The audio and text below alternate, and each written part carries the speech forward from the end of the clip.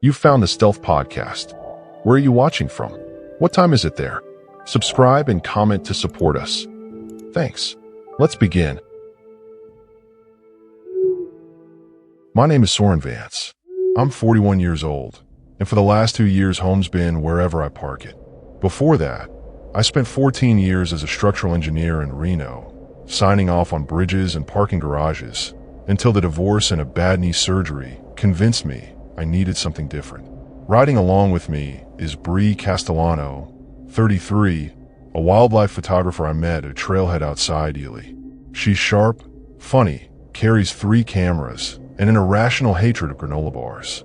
We've been talking for weeks about Berlin Ichthyosaur, this half-forgotten ghost town and fossil site tucked into the Shoshone Mountains, way out past Gabs. Hardly anyone goes there. That was the whole appeal. The drive out to Berlin was the kind that makes you question your GPS and your sanity in equal measure. Gravel turned to dirt.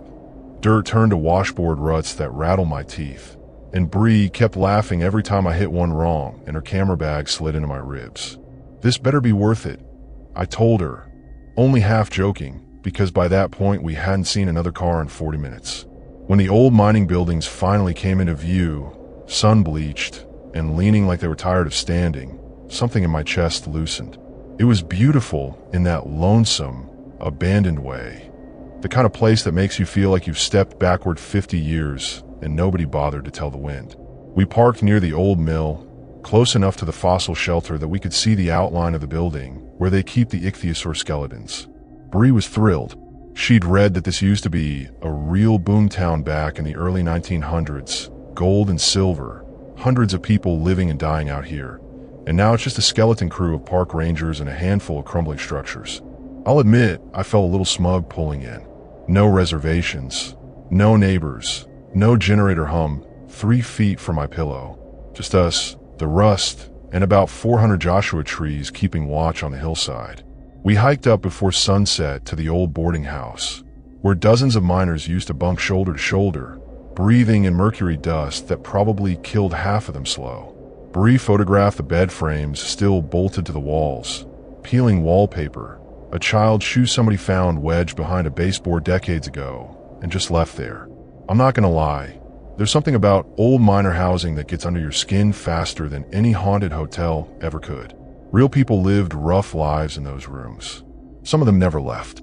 By the time we got back to the van, the light had gone purple-orange, the kind of desert dust that makes everything look like it's on fire from the inside. Bree made coffee on the little propane stove while I checked the brakes, an old habit from the engineer days that never quite died. That's when I noticed the ranger station, normally staffed during the day, sat dark and empty. No truck, no lights, just a hand-painted sign swinging slightly on one hinge, even though there wasn't much of a breeze to speak of. "Guess we really are alone out here," Bree said, and something about the way she said it, almost like she was testing the silence to see if it would answer back, made me laugh a little too hard. We ate dinner on the tailgate, watching bats dip in and out of the old mill chimney, and for a while it was just good. Quiet, simple, no cell signal, no emails, none of the noise that used to run my life. I remember thinking this was exactly why I traded an office for 4 wheels and bad Wi-Fi. Around 9, Bree wanted to walk the half-mile down to the fossil shelter. Since she'd read you could see the skeletons through the windows even after hours, lit faintly by an old security light. I grabbed a flashlight and we set off, gravel crunching loud in that particular way silence makes everything sound. The shelter itself is this long, low building constructed right over the dig site. Glass panels in the floor showing the actual ichthyosaur bones embedded in rock, frozen mid-position for 200 million years. Looking down at those skeletons with just a flashlight beam was disturbing in a way I didn't expect, like staring at something that had been waiting that long shouldn't still look like it was trying to move. We didn't stay long. Bree got her photos, I got a chill that had nothing to do with the temperature, and we headed back toward the van under a sky absolutely loaded with stars. More than either of us get used to seeing anymore. About halfway there, she stopped walking. Just stopped. Dead. Flashlight beam frozen on the trail ahead. I asked what was wrong, and she didn't answer right away, which from Bree is its own kind of answer. "There's someone standing by the boarding house," she said, voice flat, like she was reporting a fact instead of feeling anything about it. I followed her light up the hill, and sure enough, there was a shape near the porch, tall, motionless, facing away from us toward the dark windows. Could have been a ranger doing rounds. Could have been a hiker who got lost. I told myself that, loud, in my head, while my body did that thing where every hair stands up without permission. We didn't run. I want that on record, because everybody thinks they'd run, but mostly you just walk faster and don't discuss it out loud. By the time we got back to the van, and I'd locked the doors, which felt almost embarrassing given there was nothing technically dangerous that had happened, Bree finally said what we were both thinking. That wasn't a ranger. I didn't ask how she knew. I'd seen the same thing she had. Whoever or whatever was standing on that porch had been standing too still for too long. The kind of stillness a person can't actually hold without swaying even a little. We sat in the dark with the doors locked, and neither one of us suggested going back outside that night. Morning came in flat white light, the kind that makes the previous night feel like something you imagined after too much coffee and not enough sleep. I unlocked the doors around 6, mostly to prove to myself I could, and the desert outside looked exactly the way deserts are supposed to look. Empty. Honest. No tall shapes on porches. Bree came out a few minutes later, hair a wreck, holding her camera like a security blanket, and admitted she hadn't slept more than an hour the whole night. I keep telling myself it was a ranger, she said. But rangers carry flashlights. That thing didn't have one, and it wasn't moving like somebody waiting on a friend. We talked it through over breakfast, the way you do when you try to logic your way out of feeling. Maybe it had been a hiker out for a night walk. Maybe a photographer like her chasing star trails. Maybe just a trick of shadow and exhaustion playing games with two people who weren't used to true isolation. I almost convinced myself. Almost. Then Bree pulled up something on her phone.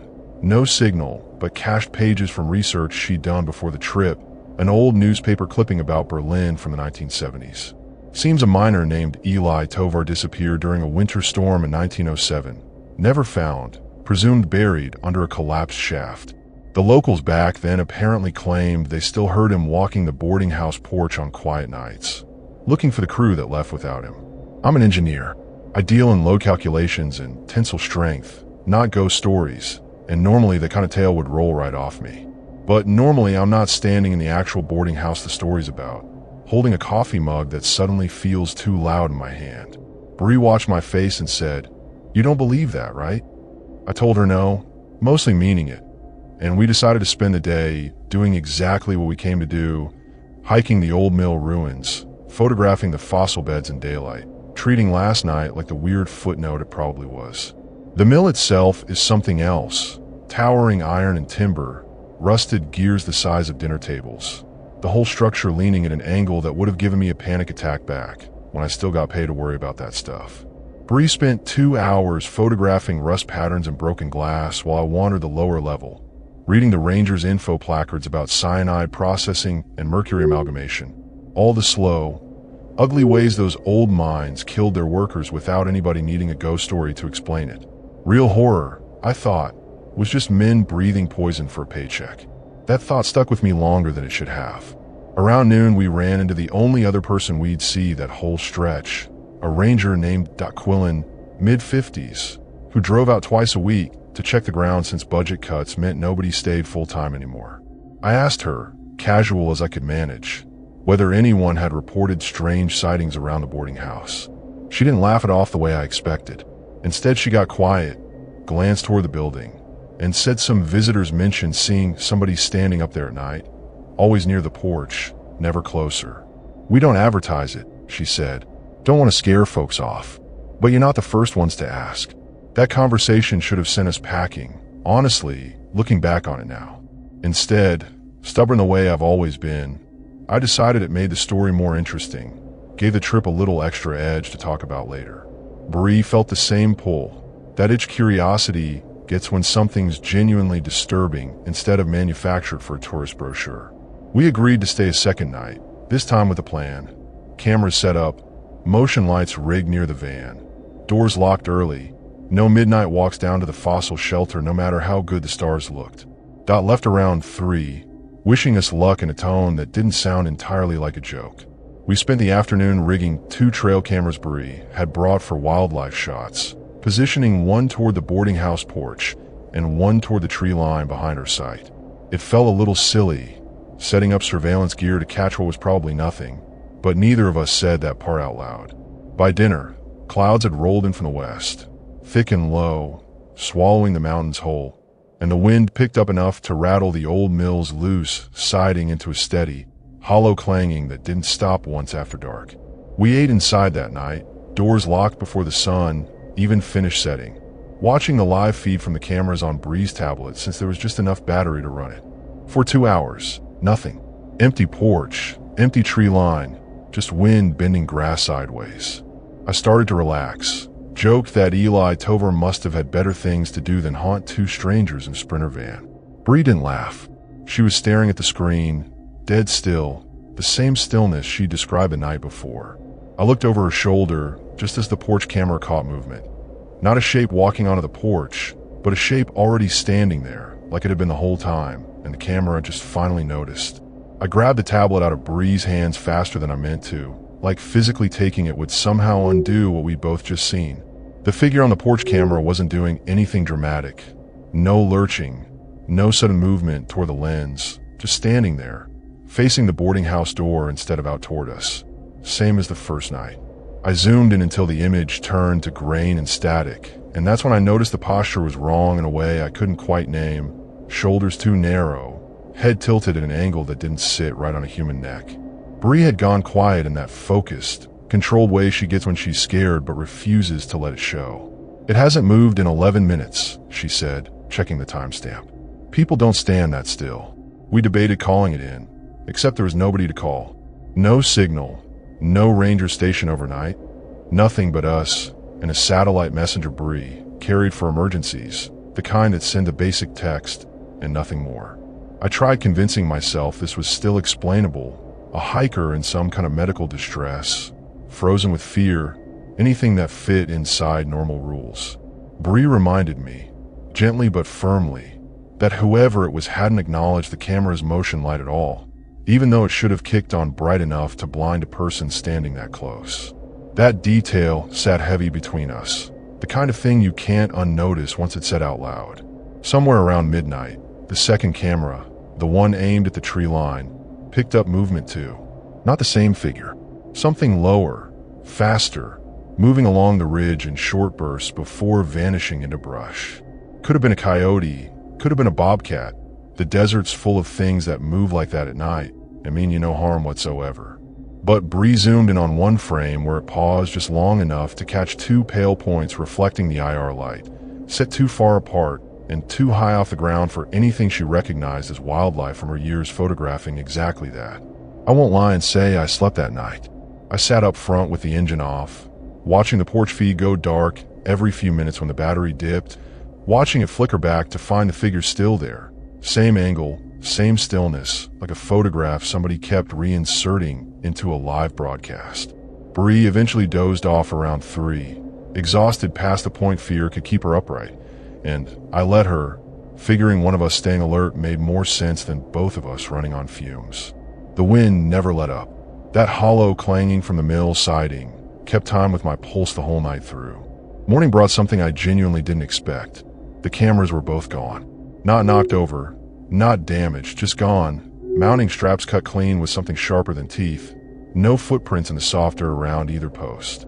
Bree went pale checking the spot where she'd anchored the porch camera, running her fingers over the cut strap like it might explain itself if she touched it long enough. I checked my own gear obsessively. Every strap, every bowl on the van's exterior rack, half convinced I'd find the same clean cut somewhere I relied on for actual safety. We made the decision together, no real argument needed. We were leaving that day, fossils and ghost towns be damned. Packing took 20 minutes that felt like 2 hours, every sound behind us turning into a held breath, every shadow under the mill structure suddenly worth a second glance. Bree kept her camera in hand the entire time, not shooting, just holding it like proof that what we'd experienced existed outside our own exhausted heads. I started the engine and felt something close to relief for the first time since we'd arrived, gravel kicking up under the tires as we pulled away from the mill, away from the boarding house, away from whatever had been patient enough to wait on that porch 2 nights running. The road out felt longer than the road in. Every wash and rut jarring loose a tension I didn't know I'd been storing in my jaw. About 3 miles from the old town site, Bree asked me to stop, voice tight, pointing toward the rearview mirror. I looked, expecting nothing, half hoping for nothing, and saw a thin column of dust rising behind us on the dirt road, moving at a pace too steady and too fast for wind alone to explain, like something was tracking our exact path without bothering to stay hidden anymore. I didn't stop the van. I pushed it faster than that road had any business being driven, fishtailing twice on loose gravel, while Bree gripped the dashboard and watched the mirror instead of the windshield, calling out distance like she was tracking a storm. The dust column closed the gap for almost a full minute before falling back, like it had decided, or been told, that the boundary of wherever it belonged stopped somewhere along that road. We didn't speak again until pavement appeared under the tires. Real pavement, with painted lines and a speed limit sign that felt like the most beautiful thing either of us had seen in days. We made it to Gabbs by mid-morning, a town so small it barely qualifies as one, gas station, a diner, a scattering of houses that looked like they'd been holding on through sheer stubbornness. Bree didn't say much over breakfast. Picking at eggs, she clearly wasn't tasting. Eyes fixed somewhere past the window, toward the mountains we'd just left behind. I felt the same hollowed-out exhaustion, the kind that isn't about lack of sleep so much as your nervous system finally getting permission to stand down. We agreed, without really discussing it, that we wouldn't be heading back to Berlin. Not that trip, maybe not ever, fossils or no fossils. The diner's only waitress, an older woman named Connie Achterberg who'd clearly worked there longer than the laminate countertops had existed, noticed Bree's hands shaking around her coffee mug and asked, point blank, if we'd stayed out of Berlin. When we admitted we had, she didn't seem surprised, just topped off our cups and said her late husband used to maintain the access road decades back, and he always swore something out there didn't like company staying past dark. Folks see things, she said, like she was discussing weather. Most leave it alone. Some get curious. She didn't elaborate further, and something in her tone told me not to push. We spent that night in a motel parking lot in Tonopah, an actual building between us and the desert for the first time in days, and it should have felt like enough distance to relax. It didn't, not entirely. Bree kept checking the door lock every 20 minutes, and I caught myself doing the same with the van side panel, both of us performing little rituals neither of us would admit out loud were about anything other than habit. Around 2 a.m, my phone, which had picked up a weak signal for the first time in days, buzzed with a notification from the cloud backup app Bree used for her camera files. The trail camera footage, the stuff that should have been lost along with the cameras themselves, had apparently auto-uploaded in a burst sometime before the devices got cut down, sitting quietly in a server somewhere waiting for signal to sync. I woke Bree up for that one, figuring sleep mattered less than knowing what we'd actually caught on tape. We sat in the motel's stiff little chairs scrolling through hours of empty porch and empty tree line, fast-forwarding through nothing, until one timestamp near 1 a.m. on our second night showed motion neither camera had alerted us to in real time. It wasn't the tall figure this time. It was the low, fast thing from the tree line, except now we could see it clearly enough to know it wasn't a coyote, wasn't a bobcat, wasn't anything either of us had a name for. It moved on all fours but wrong, joints bending at angles that made my engineer's brain recoil before my fear caught up. And it crossed the full frame in under 2 seconds, faster than anything that size should move across loose rock. Bree paused it, hand over her mouth, and neither of us said anything for a long stretch. Whatever explanation we'd been hoping to find in that footage, we hadn't found comfort. We'd found confirmation. I called Doc Quillen the next morning, found her number through the park's general line, and described what we caught on camera without softening any of it. She went quiet for a long moment, then admitted, reluctantly, that 2 other trail camera setups left by previous visitors had also vanished in years past, never recovered, never explained in any official capacity.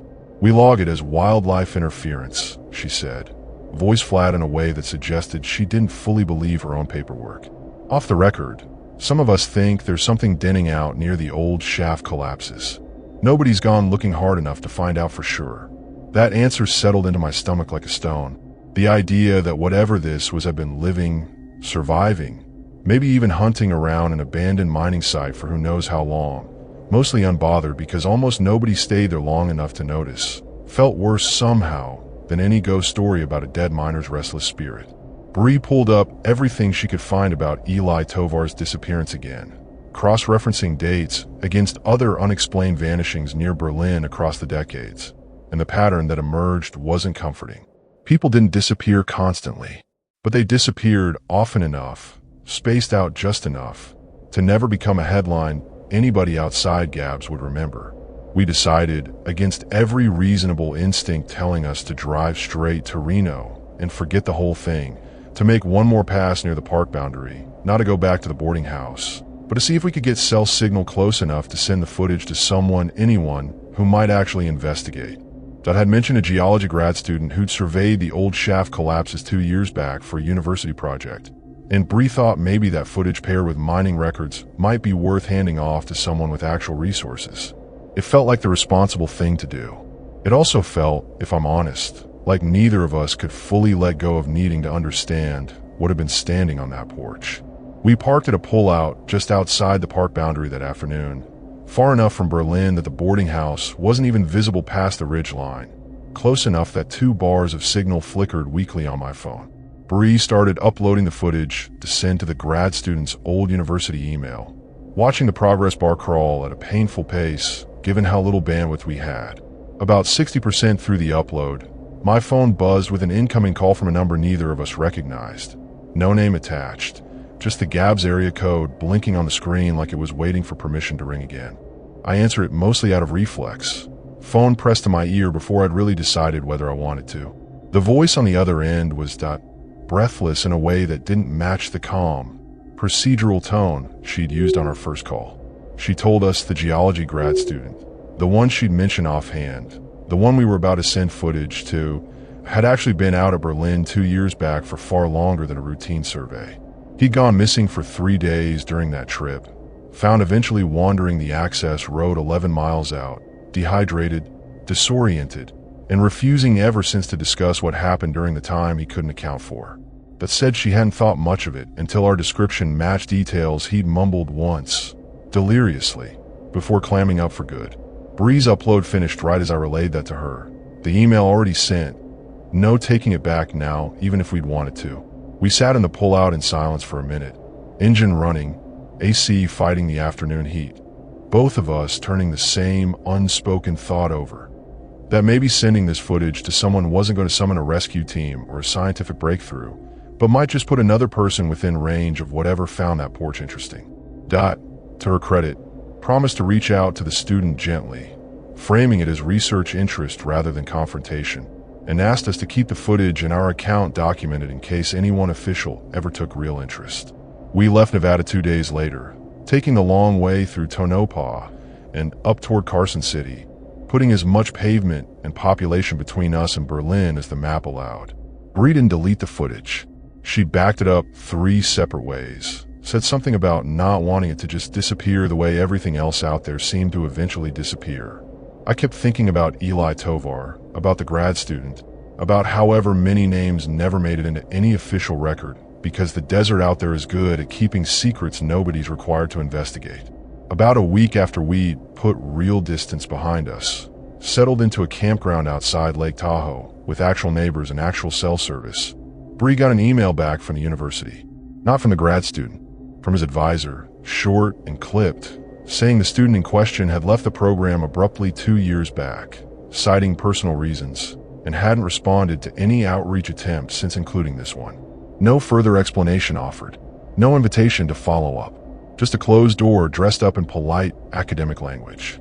I tried calling Dot one more time about 3 weeks later, mostly to ask if anything had changed, if anyone official had ever shown real interest in the footage or the pattern of disappearances stretching back to 1907. The number she called us from rang 4 times and went to a generic voicemail box that didn't identify itself. No name, no park affiliation, nothing. I never got through to her again after that, and the park's general line, when I tried it separately, connected me to a recorded message about reduced staffing and seasonal closures that didn't mention Dot at all. Bree still has the photographs from that first day, the boarding house bed frames, the child's shoe wedged behind the baseboard, The fossil shelter glass floor with 200 million years compressed under our boots. She's never published them, never even shown them to anyone outside our small circle of friends who already know the story. Sometimes I catch her scrolling through that folder late at night, not editing, just looking like she's checking whether something in the frame has shifted since the last time she opened it. I've stopped asking what she's looking for. Some part of me doesn't want to know if she ever finds it. I went back to engineering work eventually, part-time, consulting on small residential projects that keep me close enough to civilization that I don't think about Berlin every single day. But every so often, usually late at night, when the van's parked somewhere quiet, I catch myself listening a little too hard to the silence outside, waiting for it to do something other than just sit there being silence. I've never seen the tall figure again. I've never heard that low, fast thing crossing rock in under 2 seconds. But I haven't gone looking for either of them either, and I've made peace with never knowing for certain whether that was caution or cowardice.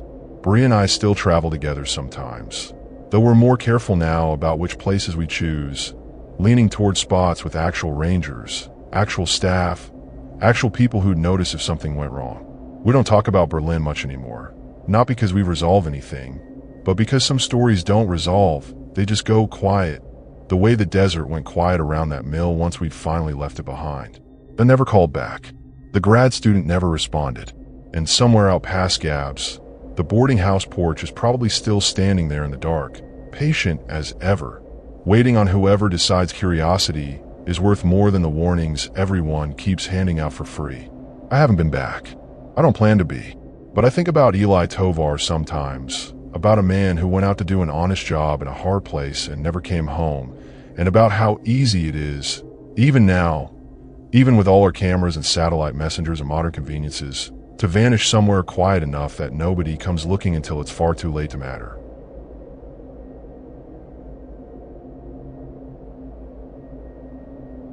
My name is Junie Castello. I'm 29, and I spend most of my time these days bouncing between BLM land and state parks across the Southwest, doing seasonal wildlife rehab work whenever a clinic needs an extra set of hands. Riding with me this trip was Dempsey Holt, 48, a retired corrections officer who got into Vanlife after his knees gave out on him and decided sitting still wasn't an option either. We've been wanting to check out Cathedral Gorge for months, this state park near Panico with these tall, narrow clay formations that look like something out of an old cathedral, all spires and slot canyons carved by erosion. Quiet place, underrated, exactly the kind of spot we both liked. We rolled into the park around late afternoon, the kind of golden hour light that makes even a parking lot look like a postcard. Cathedral Gorge isn't huge, but it's got this otherworldly quality to it. These tight little canyons people call the caves, even though they're not real caves, just narrow slots carved into soft bentonite clay over millions of years. Dempsey, who'd done 2 decades inside concrete walls before retiring, kept saying how strange it felt to walk into something that looked like a fortress, but had no roof, no doors, nothing keeping you in or out. I gotta admit, the formations had this hush to them, like the whole place was holding its breath waiting for something. We found a spot in the campground that backed up close to the Slot Canyon trailhead, figuring we'd get an early start before the day trippers showed up to crowd the narrow paths. Dempsey grilled dinner on the little propane setup while I checked messages from the rehab clinic back in Cedar City, a barn owl recovering from a wing injury that wasn't healing the way we'd hoped.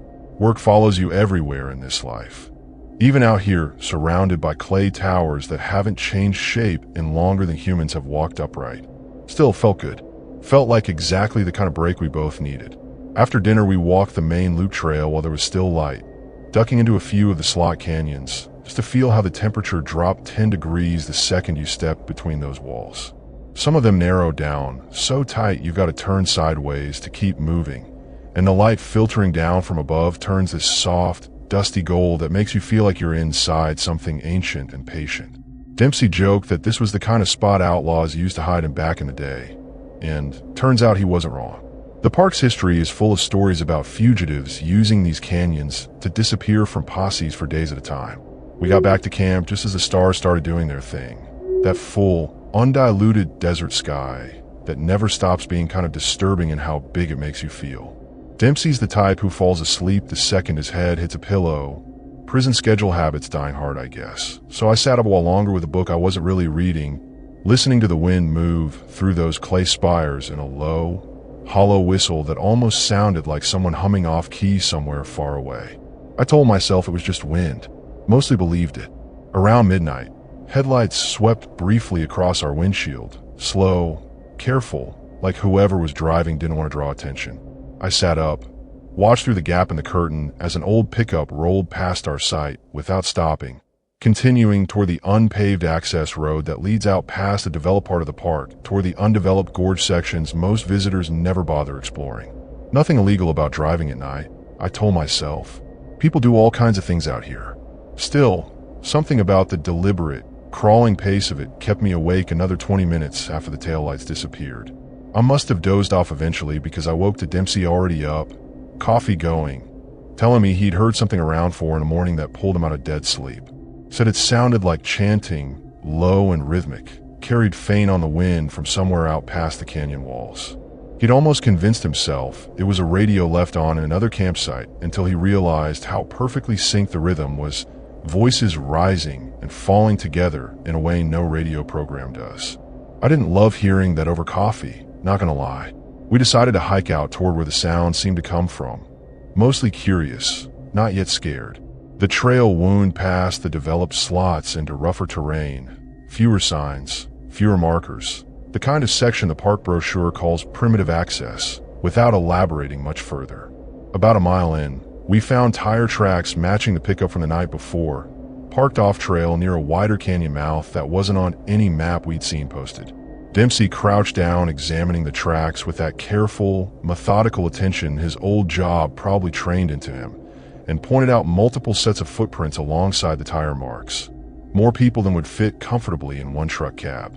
We followed the footprints into the wider canyon, walls rising maybe 20 feet on either side, narrow enough still that the morning sun hadn't fully reached the canyon floor yet.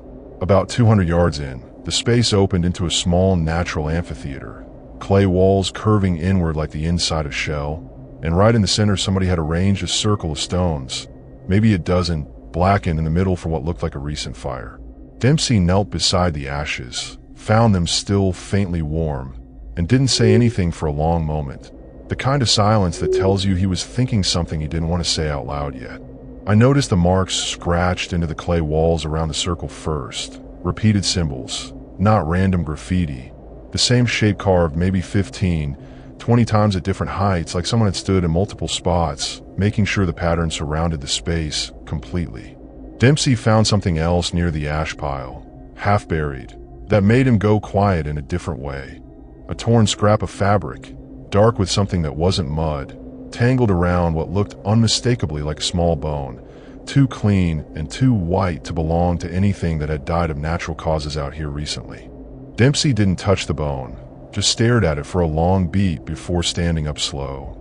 The kind of careful movement a man makes when his instincts are telling him something his mouth hasn't caught up to yet. "We're leaving this exactly how we found it," he said, voice low even though there was nobody around to overhear us. I agreed without arguing, already backing toward the canyon entrance, eyes scanning the rim above us where anyone could have been watching without us seeing a thing against that bright morning sky. We hiked out faster than we'd hiked in, and neither of us mentioned the chanting again until we were back at the van with both doors locked. We debated reporting it to the ranger station, except something about the careful arrangement of those stones, the deliberate placement of the symbols, made me hesitant to involve anyone official until we understood what we were actually dealing with. Dempsey, with his background, leaned the opposite direction hard, insisting whatever ritual or ceremony had happened out there, the bone alone was enough reason to get law enforcement involved regardless of how it looked. We compromised, deciding to drive in a Panica for cell signal, and at least research whether anything similar had been reported in the area before committing to a full report that might just get us labeled paranoid tourists. Panica's tiny, maybe 500 people, the kind of town where the gas station attendant remembers your face if you stop twice in 1 week. The woman working the counter, when I asked carefully whether anyone around here did ceremonies out near the gorge, got a look on her face like she'd been waiting for somebody to finally ask that question out loud. She introduced herself as Lacey Brandt, said her cousin used to date a guy who got pulled into some group that met out past the primitive trails a few years back, calling themselves something about ascension. Total nonsense in her opinion. until her cousin's boyfriend stopped showing up to family things and eventually stopped showing up anywhere at all. Lacey didn't have much more than secondhand information, the kind that gets vaguer the more you press for specifics, but she gave us a name, a man called Soren Bridewell, who supposedly led whatever group it was, drawing people in through some retreat center website that didn't exist anymore by the time I tried searching for it on my phone. She also mentioned, almost as an afterthought while ringing up our gas station coffee, that hikers occasionally still report seeing small fires out in the gorge at night, far past where casual visitors usually wander, and that the rangers had stopped investigating those reports years back since nothing illegal technically showed up whenever they checked. We sat in the gas station parking lot afterward, engine running for the AC, trying to decide what exactly we'd stumbled into. A defunct cult, maybe scattered remnants still meeting out of habit or genuine belief, performing rituals that probably amounted to nothing more sinister than burning sage and reciting nonsense in a circle. That bone, though, that scrap of fabric, those details didn't fit neatly into harmless leftover hippies, and Dempsey's face told me he was running the same math I was, weighing how much benefit of the doubt a strange bone really deserved. We decided to drive back toward the park but skip our usual campsite, opting instead for a pullout closer to the main road, farther from that primitive trail section, telling ourselves it was just a precaution and not full-blown fear driving the decision.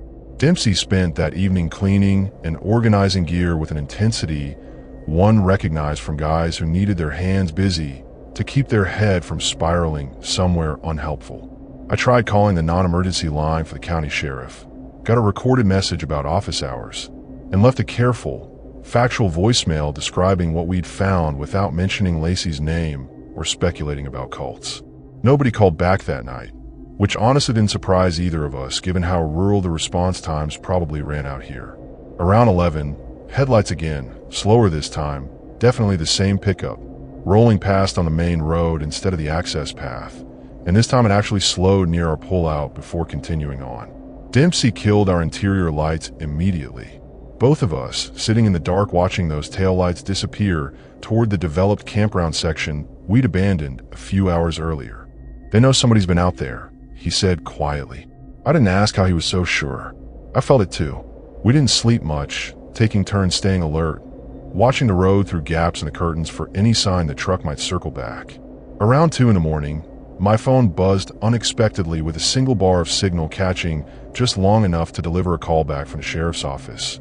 An officer named Garcia, who sounded tired and a little skeptical, asking us to describe exactly what we'd found and where.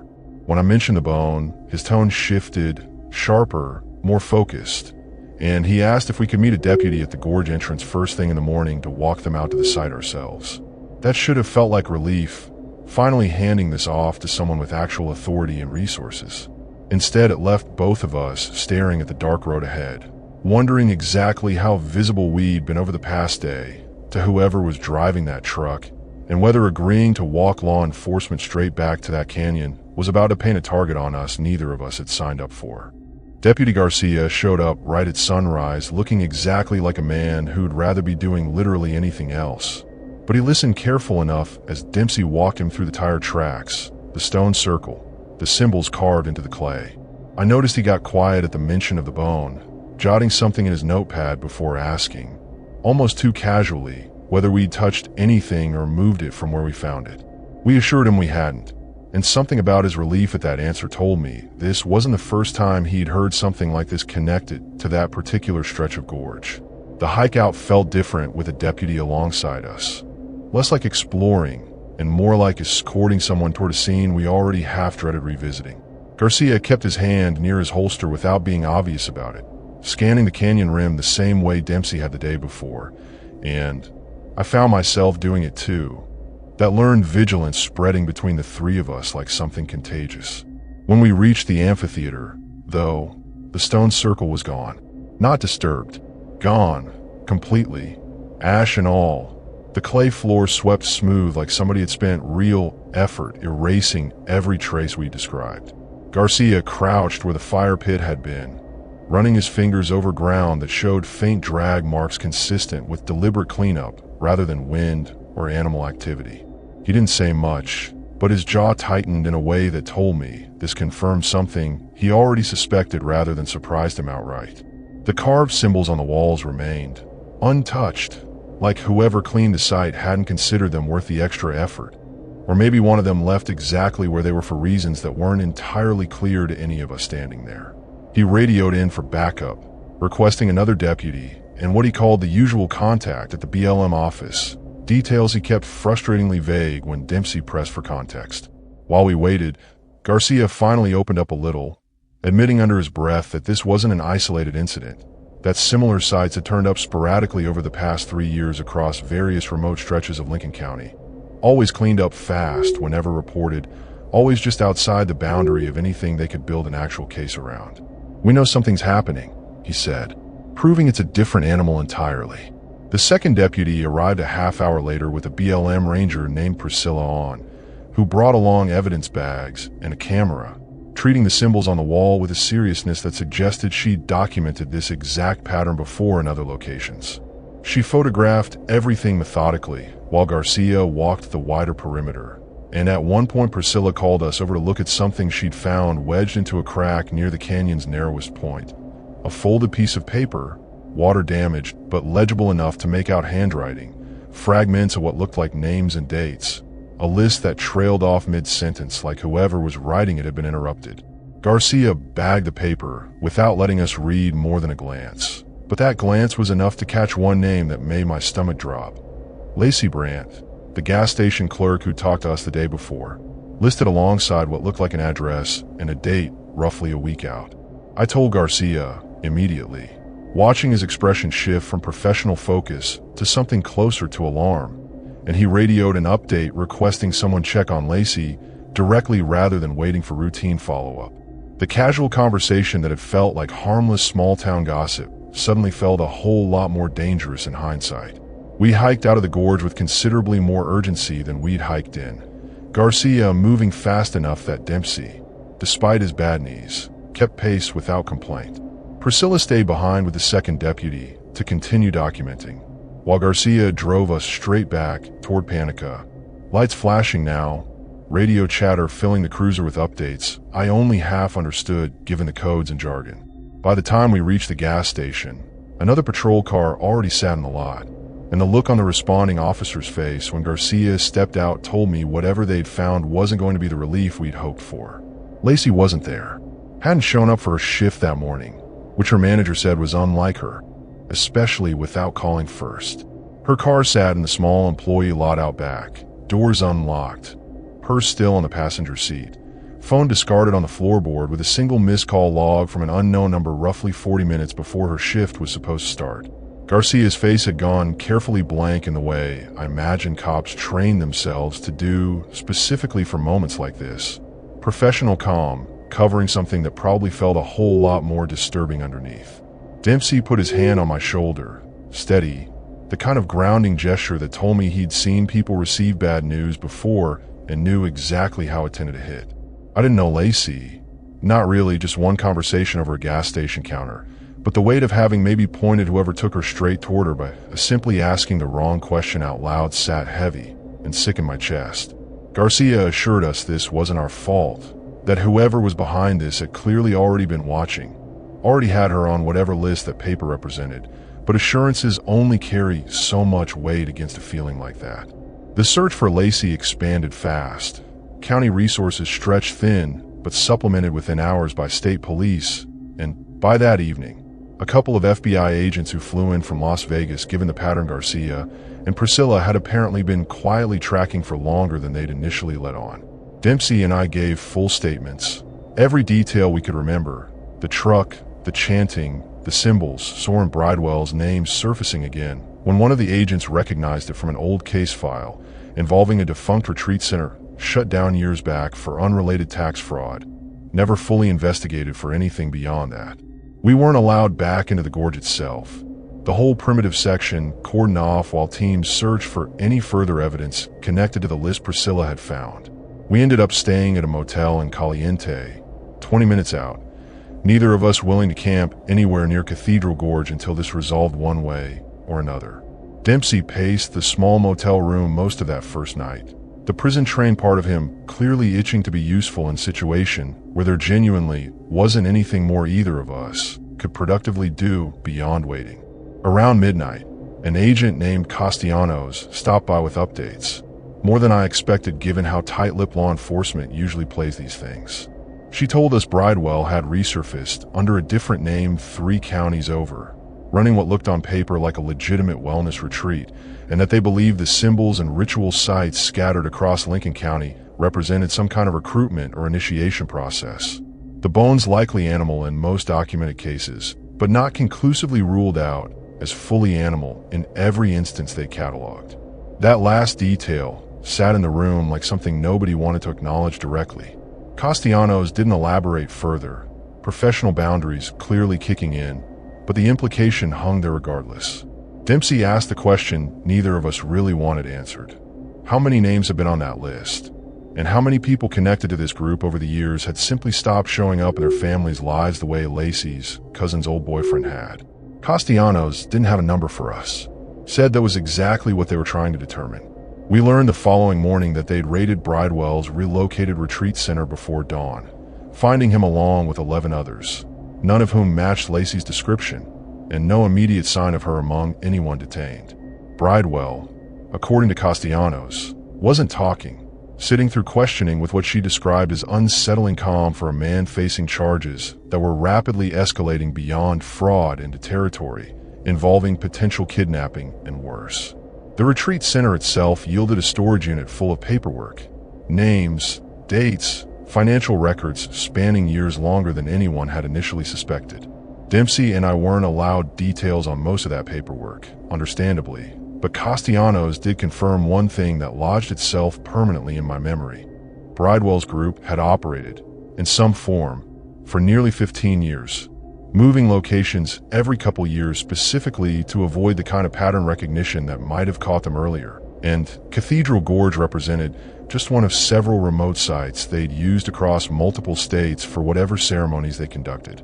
Away from outside eyes, 3 days into the search, with no sign of Lacey and Bridewell still refusing to cooperate, Garcia called personally to update us, voice carrying a weight that told me before he even said the words that this wasn't going to end the way anyone hoped. A hiker, unconnected to the investigation, had reported finding something out past the gorge's farthest accessible boundary, in a section of Badlands, technically outside the park where almost nobody ever wandered. He didn't give us details over the phone, just asked if we could come identify some personal items that had turned up alongside what the hiker found. The drive to the sheriff's station felt longer than any drive should reasonably feel for 20 minutes of actual road. Dempsey didn't say much, just kept his hand resting near mine on the console between us, the kind of quiet support that doesn't need words attached. Garcia met us outside rather than in his office, which already told me something about how this conversation was going to go. The kind of news delivered standing up, because sitting down somehow makes it feel more permanent. He confirmed it gently but directly, the way I imagine years of delivering hard news teaches a person to do. They'd found Lacey roughly 2 miles past the developed park boundary, in Badlands terrain rarely visited by anyone, hikers or otherwise. The personal items matched, a bracelet her manager identified, the same one she'd been wearing behind the gas station counter days before. Garcia didn't offer more specifics than that. Professional discretion, holding firm, even as his own composure visibly cost him something to maintain. I won't pretend I handled that news with any particular grace. Dempsey held on to me in the parking lot longer than either of us probably expected, both of us standing there while Caliente's quiet little street carried on around us, oblivious, the way ordinary life always does right alongside the worst moments of somebody else's. Garcia gave us space, then quietly mentioned that our statements, our willingness to follow up, the timing of our report, had genuinely mattered in building the case against Bridewell, that without us this might have gone unnoticed considerably longer. Bridewell was charged eventually, weeks later, with charges severe enough that Castellanos called personally to let us know, though she made clear the broader investigation into how many others connected to his group over 15 years remained far from finished. Some names on that water-damaged list, it turned out, belonged to people who'd never been reported missing at all, simply drifted out of contact with families who assumed estrangement rather than anything more sinister, a detail that haunted me considerably more than I expected once I learned it. Dempsey and I left Nevada about a week after the search concluded, taking a slower route than usual, neither of us in much hurry to be anywhere specific. We didn't talk about Cathedral Gorge much during that drive, the silence between us feeling less like avoidance and more like the kind of shared understanding that doesn't need constant narration. I kept thinking about Lacey ringing up our coffee, casual and unbothered, asking strangers about local rumors without any idea that conversation might be the last ordinary one she'd ever have. I went back to wildlife rehab work eventually. The barn owl healed up fine, released back out near Cedar City a few weeks later in a moment that should have felt entirely separate from everything that happened at the gorge, but somehow didn't, not completely.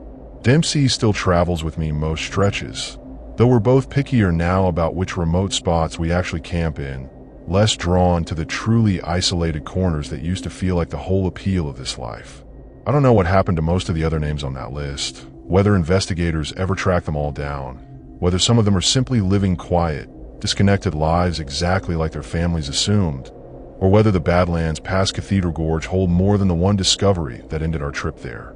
Garcia told us, last time we spoke, that the investigation was ongoing, that these things take years sometimes, that closure isn't always something the system delivers on any timeline that feels fair to the people left waiting on it. I think about Lacey sometimes, more than I expected to given how brief our actual contact was, mostly because of how ordinary that gas station conversation felt in the moment. The kind of small town chat that happened 1,000 times a day, without consequence. Cathedral Gorge is still there, those clay spires still standing exactly as patient and unchanged as they've been for millions of years, indifferent to whatever passed through those narrow canyons during the handful of years Bridewell's group used them. I haven't been back. I don't know if I will be. Some places just hold weight you can't quite leave behind, even once you've physically driven far enough away.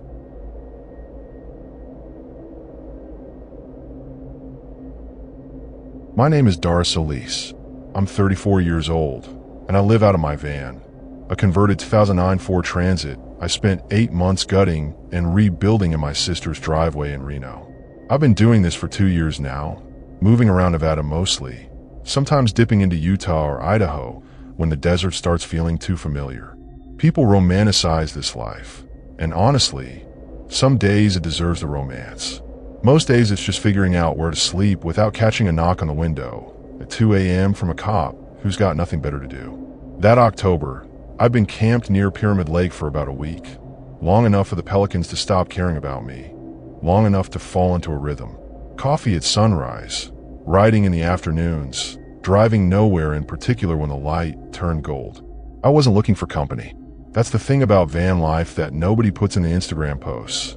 Sometimes the solitude stops being peaceful and starts being something else, something that sits behind your sternum and doesn't move. I've been feeling that for a few days before I decided to push east toward the Humboldt Sink, where the land flattens out until it looks like the earth just gave up trying. I pulled off Nevada Route 50. They call it the loneliest road in America, and they're not being poetic about it. Somewhere between Fallon and Austin, down a BLM access road that my offline map showed as passable. It wasn't quite, but I made it work. The transit has decent clearance when I'm not being an idiot about it. I found a flat stretch about 2 miles off the highway, behind a low ridge of volcanic rock that blocked the wind and, more importantly, blocked any headlights from the road. That matters when you're sleeping alone. You want to be invisible. I'd gotten good at invisible. The Humboldt Sink area in late October is not a place that's trying to impress you. The lake bed is cracked, white alkali flats, and the sage is gray and brittle, and everything smells faintly of minerals and something older than minerals. I'd cooked a packet of ramen on my propane burner, eaten it standing outside watching the last red bleed out of the sky, and felt fine. Normal fine. Not the anxious kind of fine I'd been carrying around Pyramid Lake. The air was cold and dry and clean, and I felt like I made a good call. I should say something about how I sleep, because it matters later. I sleep light. Always have.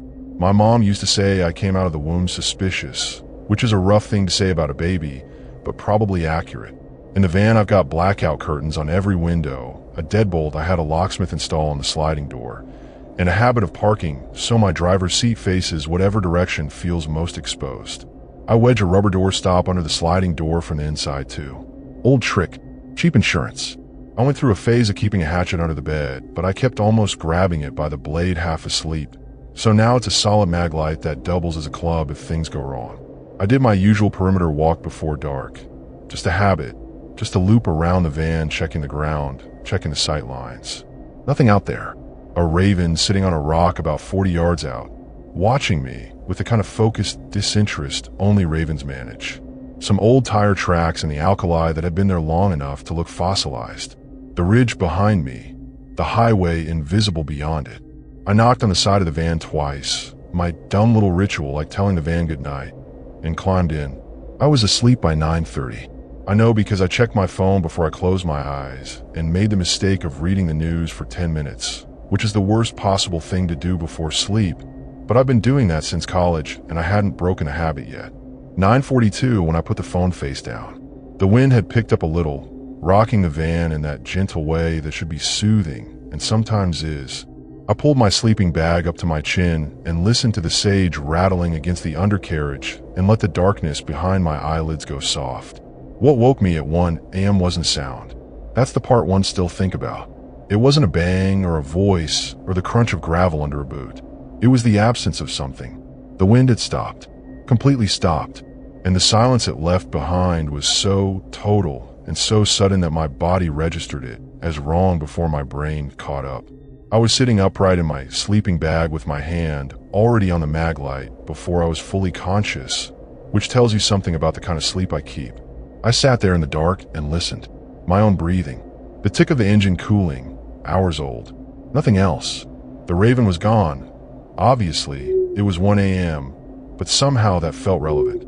I pressed my back against the van wall and breathed through my nose and counted to 60. Counted again. On the third count, very faint from the direction of the ridge, not footsteps, not voices, just a low, resonant tone. Almost like someone had struck a very large bowl. A single note that came and faded and left the silence even heavier than before. I don't embarrass easily, but I'll admit I sat there in my sleeping bag for a solid 10 minutes telling myself it was wind over rock. That's a real thing. Air moving across certain geological formations makes sounds. Low, strange, almost musical sounds. I've read about it. The Nevada desert is full of that kind of thing. Basalt formations and lava tubes and dry lake beds that acoustically behave like nothing you'd encounter in a normal landscape. I believe all of that. I believed it sitting there at 1 a.m., and I mostly still believe it now. But the problem with rational explanations is they don't stop your palms from sweating. I didn't turn on a light. That's rule one. When something feels off, don't announce yourself. I shifted onto my knees and moved to the front of the van, slow, keeping low under the window line, and eased my head up to just below the windshield. The moon was about 3/4 full, and the alkali flat was almost luminous under it. Everything pale and slightly unreal. The ridge behind me threw a hard shadow. I scanned left to right, slow, the way you do when you're trying not to miss anything, and also trying not to let your imagination fill in shapes that aren't there. Nothing moved. The flat was flat and white and empty. The sage was still, no wind, still no wind, which was its own kind of wrong out here. I stayed at the windshield for maybe 5 minutes, neck starting to cramp, eyes adjusting and readjusting. Then I saw it, and I want to be really precise about what I mean when I say I saw it, because it wasn't dramatic. It wasn't a figure standing there staring at me. It was a change in the texture of the flat, maybe 80 yards out to the east. A patch of the alkali that looked slightly darker than the surrounding surface. Circular-ish, roughly the size of a dining table. I stared at it long enough that I started to doubt whether it had always been there, and I simply hadn't noticed. That's the thing with a landscape that's uniformly pale. A single variation reads as significant, even when it's probably just a mineral deposit or a shallow depression where water once pooled. I told myself that. I told myself that twice. I lay back down, pulled the sleeping bag up, and stared at the ceiling of the van for another 40 minutes before I fell back into something that was technically sleep, but felt more like rehearsing for danger. Morning came gray and cold. I made coffee before I did anything else. That's non-negotiable for me. And honestly, it's a sanity anchor when you're living mobile. Ground in the French press, 2 minutes of waiting, the smell of it filling the van like something domestic and safe. I took my mug outside and stood in the cold morning air and looked at the flat. And the dark patch I'd seen from the windshield the night before was still there. In daylight, it was clearly a stain in the alkali, dark brown, almost rust-colored at the edges. Organic looking was my first thought, and then I pushed that thought away. I walked out to it. Of course I did. I told myself curiosity was healthy, and that investigating things in daylight was reasonable adult behavior. The stain was roughly 6 feet across and slightly irregular at the edges. The alkali around it was undisturbed. No tracks, no drag marks, nothing pressed into the surface. The stain itself had dried into the crust, and when I crouched down and touched the edge of it, it didn't come off on my finger. It had been there long enough to set. My brain was doing the thing where it offers you multiple explanations simultaneously, so you can pick whichever one is least upsetting, and I let it run through the options. Animal, mineral deposit, some kind of discharge from the ground, and I stood up and walked back to the van. I had cell service, barely. 1 bar of LTE that loaded pages slowly and dropped calls mid-sentence. I sat in the driver's seat and searched for anything about the Humboldt sink area that might explain odd markings on the alkali flat. I found geological survey information, a couple of birding forums, a BLM land use notice from 2019. I found a post on a dispersed camping subreddit from someone who'd camped in this general region 2 years prior. The post was short. It said, "Left after one night. Something wrong with that place. Not going back. No other detail." 14 upvotes. 3 comments. All variations of "be more specific." The poster never responded. I should have left. I want to be honest with myself about that. I should have broken down my setup, driven back to the highway, and kept going toward Austin or Eureka or anywhere with other humans and ambient noise and the comfortable mundanity of a gas station parking lot. I didn't, partly because of stubbornness and partly because the rational part of my brain kept winning the argument with the part of my brain that was trying to tell me something. The rational part said, stain, wind noise, sleep deprivation. The other part didn't have language for what it was saying. It just kept saying it quietly, under everything else. I spent the afternoon writing at my little fold-down desk, or trying to. Every hour or so I find myself stopped mid-sentence, pen hovering, listening to nothing. The wind came back around noon, which helped. By late afternoon, 2 other vehicles had come down the BLM road. A Tacoma that parked about a quarter mile away, and 2 guys who set up camp chairs and drank beer in comfortable silence, and a couple in a Subaru who drove past, looked around, and left. The Tacoma guys were named Garrett and Phil. I found out when Garrett wandered over around 5 to ask if I'd seen any pronghorn. Mid-40s, weathered in the way that outdoor people get weathered. We talked for maybe 20 minutes. They'd been coming out here for years, they said. Never had any trouble. Garrett and Phil left the next morning before I was up. I heard the Tacoma start and crunch away down the road while it was still dark, which is a hunter thing, I know, but it still left me aware of being alone again in a way I hadn't been while they were there. The morning was colder, a hard frost on the van's roof that I could hear crackling faintly as the sun hit it. I lay in my sleeping bag an extra 20 minutes, just because the cold outside it was genuinely aggressive and my propane heater had developed a small inconsistency I hadn't figured out yet. When I finally went outside, there was a second stain on the flat, farther out than the first, maybe 120 yards and larger. Same rust brown color, same roughly circular shape, same dried into the crust texture when I walked out and checked. The first stain was unchanged. I stood between them and turned a slow circle and saw nothing but flat alkali and distant sage and the ridge and the pale sky. I took photos of both stains on my phone. When I got back in the van, I looked at the photos and they looked exactly like what they were and told me nothing I didn't already know. Here's what I kept coming back to. No tracks. No marks in the alkali surface leading to or from either stain. The surface of a dry lake bed is not soft exactly, but it registers pressure. I could see my own boot prints clearly, a precise record of every step I'd taken. Whatever made those stains had left no prints. Either it came from above, which opens up a whole category of explanations I didn't want to think about, or it had been there long enough for wind to smooth the surface back. But the stains were fresh looking. The edges were crisp. They looked like something that had happened recently. I texted my sister B. We're not the closest, B and I. She thinks Vanlife is a prolonged, nervous breakdown, And I think her subdivision in Sparks is a form of slow suffocation, and we love each other deeply around those two disagreements. I sent her my location pin and a message that said, "Staying near Humboldt Sink for another day or two. Just FYI. What I meant was, someone knows where I am." B responded 4 hours later with a thumbs up and a reminder that Thanksgiving was in 6 weeks, which was vintage B.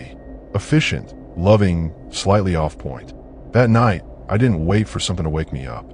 I set an alarm for midnight and for 2 a.m., and I lay in my sleeping bag with a mag light in my hand and ran through my options with the methodical boredom of someone who's made peace with not sleeping much.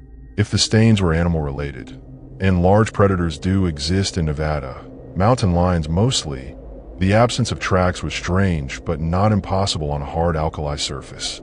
If they were geological, mineral seeps, subsurface gas venting, that kind of thing, they would probably recur in the same locations rather than spreading. 2 stains, 2 nights. I did the math on where a third might appear.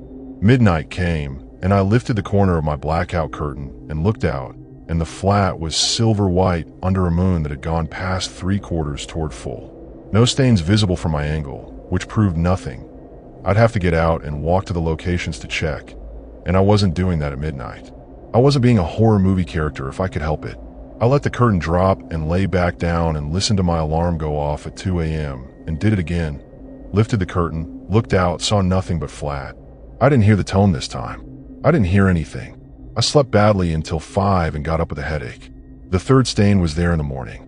It was farther out than the second, maybe 30 yards farther, and it was larger still. I stood at the sliding door of my van, coffee in both hands, and I looked at all 3 of them extending out across the flat in roughly the same direction.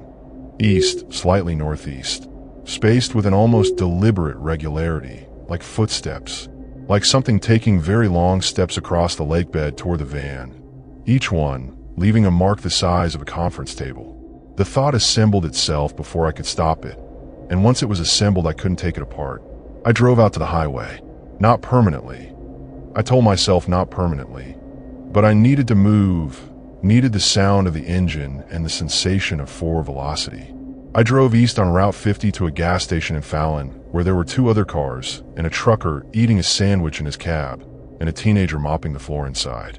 I bought gas I didn't really need, and a bag of pretzels, and stood outside in the ordinary noise of road, and felt the headache ease slightly. The kid at the register asked how my morning was. I told him fine. He said it was supposed to get colder tonight. I said that was okay. We had the most normal conversation in the world, and it felt like drinking water after something much worse. I sat in the parking lot for 2 hours. I called B, got voicemail, left a message that was maybe 10% more casual than I actually felt. I looked at the photos of the stains again, and then I did something I'm still not entirely sure I understand. I drove back. I drove back down Route 50 and down the BLM access road, and back to my spot behind the ridge, because the stains were moving in a direction and I wanted to see where they were going. Because curiosity had always been the loudest thing in me.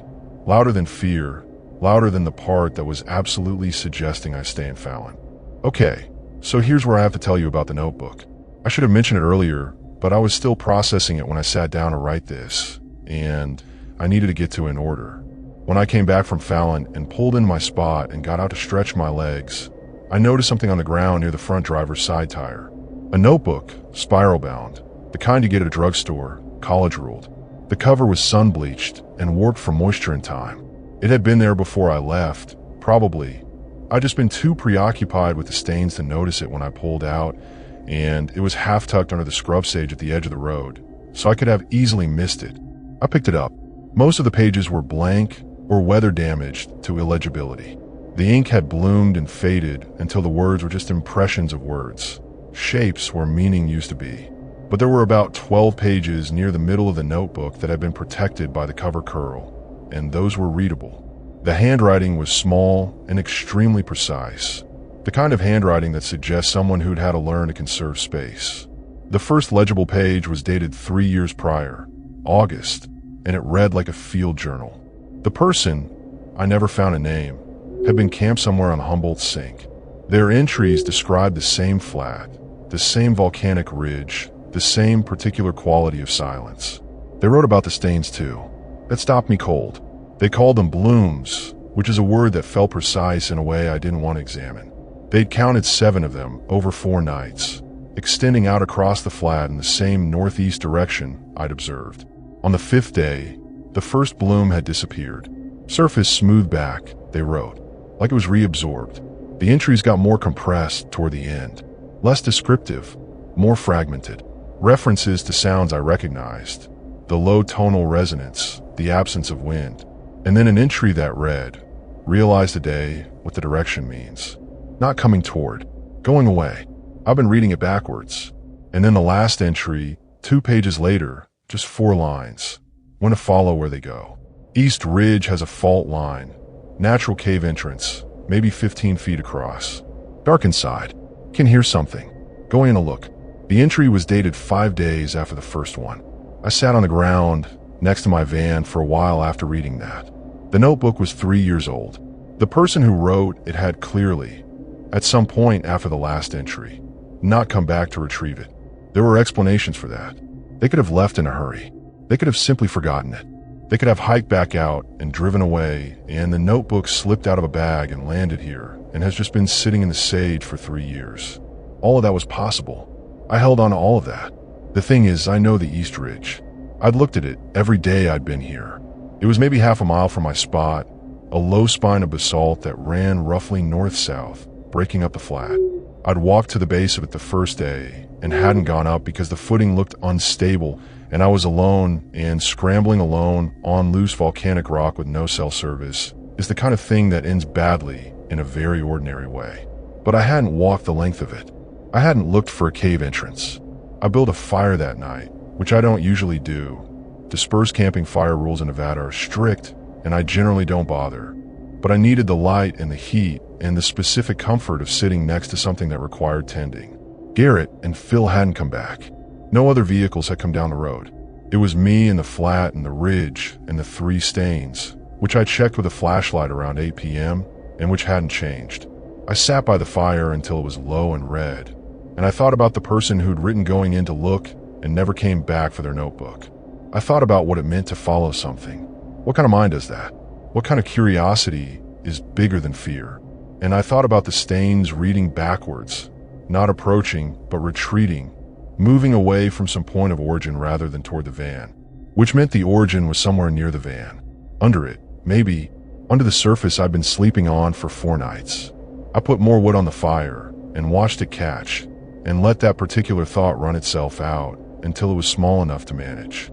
I went to the ridge the next morning. I want to be clear that I thought carefully about this, and I'm not endorsing it as a decision. I brought the mag light, my phone with a full charge, a hand-drawn map I'd made of the stain locations marked with compass directions, and a healthy fear response that I was choosing to override because the alternative was to leave without understanding what I'd been next to for 5 nights, and not knowing would follow me in a way that finding out, whatever I found, probably wouldn't. The cave entrance was exactly where the notebook described it. A crack in the basalt face of the ridge about 15 feet across and maybe 6 feet tall, angled downward into the rock. The lip was worn smooth in a way that volcanic rock usually isn't, rounded, almost polished. My flashlight reached about 20 feet into the dark before the passage bent. The air coming out of it was cool and mineral and carried something underneath that my brain categorized as organic before I could redirect it. I stood at the entrance for probably 3 minutes just breathing and listening. What I heard was not movement. It was more like pressure, a quality of the air that suggested mass and proximity. The way a room full of people feels different from an empty room even before you see anyone. I can't make that more precise than that. I stepped inside maybe 10 feet, keeping my flashlight on the passage ahead, and I looked at the walls. Both walls had markings on them. Not carved, not painted, but stained. Same rust-brown color as the alkali blooms. Same quality of having dried into the surface. They ran in horizontal bands along both walls, interrupted occasionally by something that looked almost like a water line, the kind of mark water leaves when it recedes. Except they were too regular, too patterned. I got out my phone and took photos of the walls. I took 7 or 8 shots moving deeper into the passage until the bend, and then I stopped and turned around and went back to the entrance because the pressure in the air had increased in a way I couldn't justify rationally but also couldn't ignore. I stood in the daylight at the cave mouth and breathed and looked at the photos. And that's when I saw it. What I'd missed standing inside because I was looking at the walls and not the floor. The floor of the cave, visible in the photos at my feet level, was covered in the same dried staining. And pressed into that staining, partially preserved, were 2 boot prints, pointed toward the interior, not returning. I drove to Fallon that afternoon and found the county sheriff's office and told a deputy named Torrance about the cave and the boot prints and the notebook. I gave him the notebook. He was patient with me in the way that rural law enforcement is patient with van people who come in with stories, professional, measured, politely skeptical. He took my contact information and said he'd send someone out to look at the cave. He asked how long the notebook had been out there, and I said at least 3 years, based on dates. He typed something. He did not seem alarmed. I drove to a casino parking lot in Fallon and slept there that night, surrounded by RVs and cigarette smoke and the distant sound of slot machines, and I slept 9 hours without waking once. Here's the part one haven't told anyone yet, the part that sits different from everything else. 2 weeks later, I got a call from Deputy Torrance. They'd investigated the cave, found evidence of a long-term occupation in a lower chamber beyond the bend. A sleeping area, supplies, personal effects. No body. The stains on the walls were consistent with a biological agent they were still identifying. The boot prints were confirmed human, and the alkali stains on the flat, the blooms, were present in the chamber too, in older, more numerous patterns on the stone floor. What Torrance couldn't explain, and said so directly in that flat professional voice, was the direction of all the prints they found in the cave. Every print, every single one, pointed inward, not one print leaving. I want you to sit with that for a second, because I've been sitting with it for 6 months. Someone came into that cave, possibly the person who wrote the notebook, possibly others, and those people's footprints go in and don't come back out. And the cave has another entrance, Torrance told me. They found it in the lower chamber. A second opening that drops down into a lava tube system that runs northeast under the flat for an unknown distance. Unknown because the survey team they sent in, 3 people, ropes, proper equipment, came back out after 4 hours and reported the tube continuing beyond their safe range. They found more stains on the tube walls. Moving outward, Torrance said, away from the cave, same direction as the alkali blooms on the surface. I still live out of the van. I want to say that clearly because I don't want this to end with me changed in some cinematic way, defeated by something I can't name. I still drive in Nevada back roads, still sleep in places that are quiet and remote, still do the perimeter walk at dusk, and knock twice on the side of the van and tell it goodnight. But I pulled up my phone the other day and looked at those photos from the cave, the ones I took inside the passage before I turned back. And I noticed something in the last photo, the one taken closest to the bend, facing back toward the entrance. In the background, lit faintly by the ambient glow coming in from outside, there's a shape on the floor near the entrance. Small, compact, like something crouching low, looking inward. I was the only person in that cave. I know that. I was facing the interior when I took that photo, which means the entrance was behind me, which means whatever is in that photo was between me and the way out. I've looked at that image more times than I can count, zoomed in until the pixels dissolve in a noise, and I cannot make it into a rock formation or a trick of light or a bag I left near the entrance. It is shaped like something that has a head, and it is facing the same direction I was facing.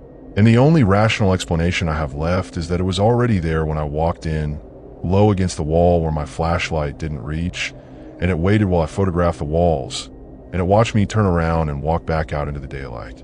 And I never knew. The stains are still out there. Torrance told me the area has been flagged for further investigation. Could be years. The lava tube system under that stretch of Nevada is older than most of human history and larger than anyone had mapped. Something has been moving through it for a long time, coming up to the surface at night, leaving its mark on the alkali flat, going back down before morning.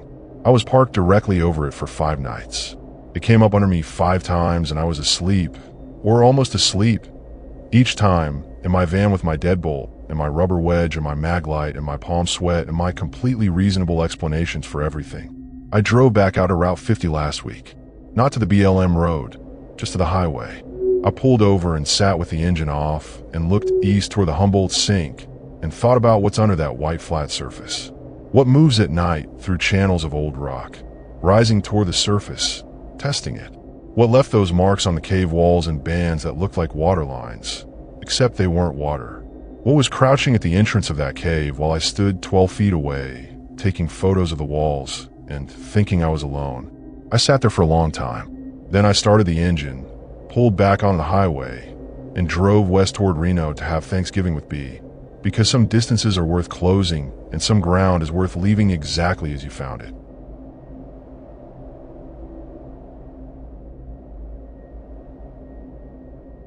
My name is Callum Bryce.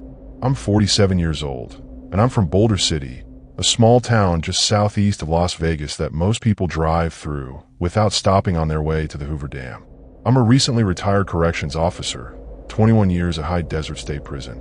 And when I put in my papers last spring, my plan was simple. Buy the camper van I'd been eyeing for 3 years, a beat-up but solid Dodge ProMaster I found off Craigslist from a guy in Henderson, and spent a year going nowhere in particular. My wife Renata thought I'd last 6 weeks before I missed having walls. That was 8 months ago, and I'm still out here, so I'll count that as a win over Renata's expectations, even though she was right about almost everything else. I'm not a man who talks much about feelings. 21 years of managing people in cages will do that to you. You develop a way of reading situations and people that's more instinct than language, and you stop narrating your interior life because the interior life you develop in that job is not one you want to spend a lot of time in. What I will say is that when I retired, something in me needed wide open space the way a person needs water. Not the strip, not the suburbs, not even the comfortable quiet of my house in Boulder City. I needed to be somewhere the horizon went all the way to the edge and there was nothing between me and it. That's how I ended up at Walker Lake in early November. It's about 3 hours north of Las Vegas, south of Hawthorne, sitting in the middle of the Mineral County Desert like something that was left there by accident and never retrieved. The lake itself is dying. I learned that from a placard at a pullout on US 95. The Walker River gets diverted for irrigation before it can fully replenish the lake, so it's been shrinking for decades, getting saltier, losing its fish. The Paiute people called it their home for generations. Now it's a half-empty basin in a valley ringed by brown mountains, and the shoreline is a pale, bleached ring of mineral deposits marking where the water used to reach. I parked at a day-use area on the west shore that transitions to dispersed camping after the maintained section ends. There were 2 other rigs when I arrived, a Class C motorhome with Arizona plates that had clearly been there a while, lawn chairs set up in a permanent-looking arrangement, and a small teardrop trailer with a mountain bike mounted on the back. By dinner time, the teardrop had left, and the Class C's lights were off. I set up my camp chair, cracked a beer I'd been saving from a 6-pack in Tonopah, and watched the lake go dark as the light left the sky. The water was perfectly still. In 21 years, I'd rarely sat somewhere this quiet and had it feel like a good thing. That night it did. My neighbor from the Class C came over around 7:30. Her name was Opaline. She told me to call her Opal, and she was 58, sharp-eyed, with the kind of deliberate friendliness that comes from someone who's learned to make the first move, because waiting around for people gets you nowhere. She'd been at Walker Lake for 11 days, she told me. Painting. She was a watercolorist, retired school teacher, and she'd been working on a series of the lake from different positions along the shore. She showed me photos on her phone, loose, atmospheric paintings in grays and blues, and that particular bleached bone white of the mineral shoreline. They were genuinely good. I told her so, and meant it. We talked for maybe 2 hours. Opal was easy company, the kind of person who asks real questions and listens to the answers, which in my experience is rarer than it should be. She asked about the prison job without getting weird about it, which most people do. I asked about her paintings. We established that we were both light sleepers, and both made coffee before we were fully conscious, and both had an irrational affection for AM radio out in the desert, where the signals carry farther at night, and you can sometimes pull in stations from 3 states away. It was a comfortable evening. I drove back to my rig feeling good about the world in a mild, sustainable way. I noticed the waterline mark when I took my evening walk. I do a loop every night before bed, another correction officer habit, that instinct to check the perimeter, and I walked down to the lake edge where the gravel beach met the water. The actual waterline was calm, almost mirror flat, reflecting what was left of the moon.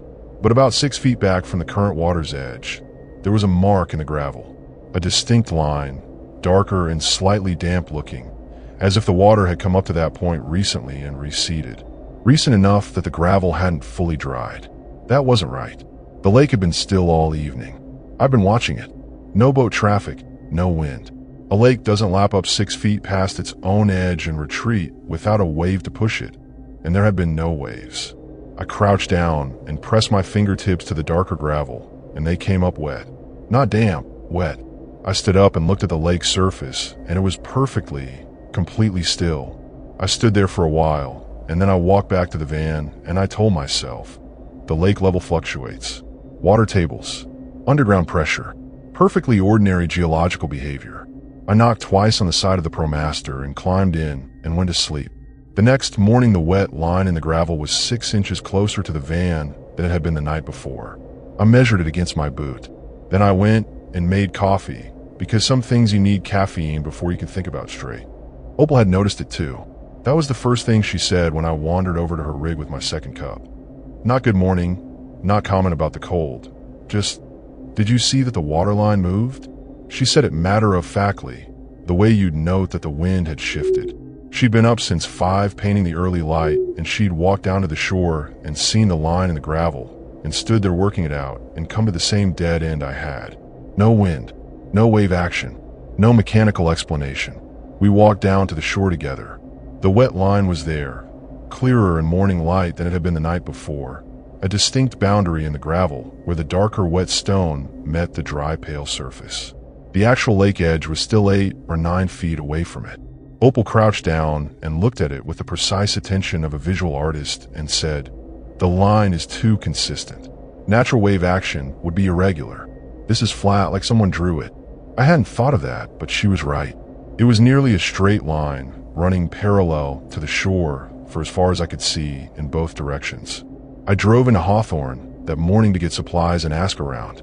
Hawthorne is a small, particular town. It sits next to one of the largest army ammunition depots in the country, which gives the whole place a slightly surreal quality, these bunkers extending across the valley in every direction like a geometry problem. I stopped at a diner on Main Street and asked the woman behind the counter about Walker Lake water levels. She said the lake had been low for years and had been stable recently. No flooding, no unusual activity. A man eating eggs at the counter said he'd heard the lake does strange things sometimes. He'd grown up nearby, but couldn't be more specific. He said it with the casual certainty of someone reporting a minor local quirk, not with the gravity I was looking for. When I got back, Opal had been painting on the shore all morning, and she was quiet in a way she hadn't been the night before. I asked her what was wrong. She showed me her phone, photos of the paintings she'd been working on since she arrived, the series of lake views. She had them in chronological order going back 11 days. In the early ones, the water was clearly farther back. In each successive painting, the lake edge was closer. The progression was slow and incremental, the kind of change you wouldn't notice day to day, but laid out in sequence, it was unmistakable. The lake was rising, slowly, consistently, without any correspondent rain or snow melt. The water level at Walker Lake was coming up. I'm going to describe my professional relationship with anomalies, because it's relevant. 21 years in corrections means 21 years of things that don't fit. Contraband that appeared in cells that had been searched twice that morning. Fights that ignited between inmates who'd had no prior contact. Patterns of behavior that didn't resolve into explanations no matter how long you looked at them. What I learned is that anomalies are either very simple or very complicated, and the mistake is assuming middle ground. The rising water was either a simple geological event with a rational explanation I hadn't found yet, or it was something else entirely. I was leaning simple. I stayed leaning simple for another full day, which was maybe a day too long. Opal left on the 3rd morning. I want to be clear that she made the right call.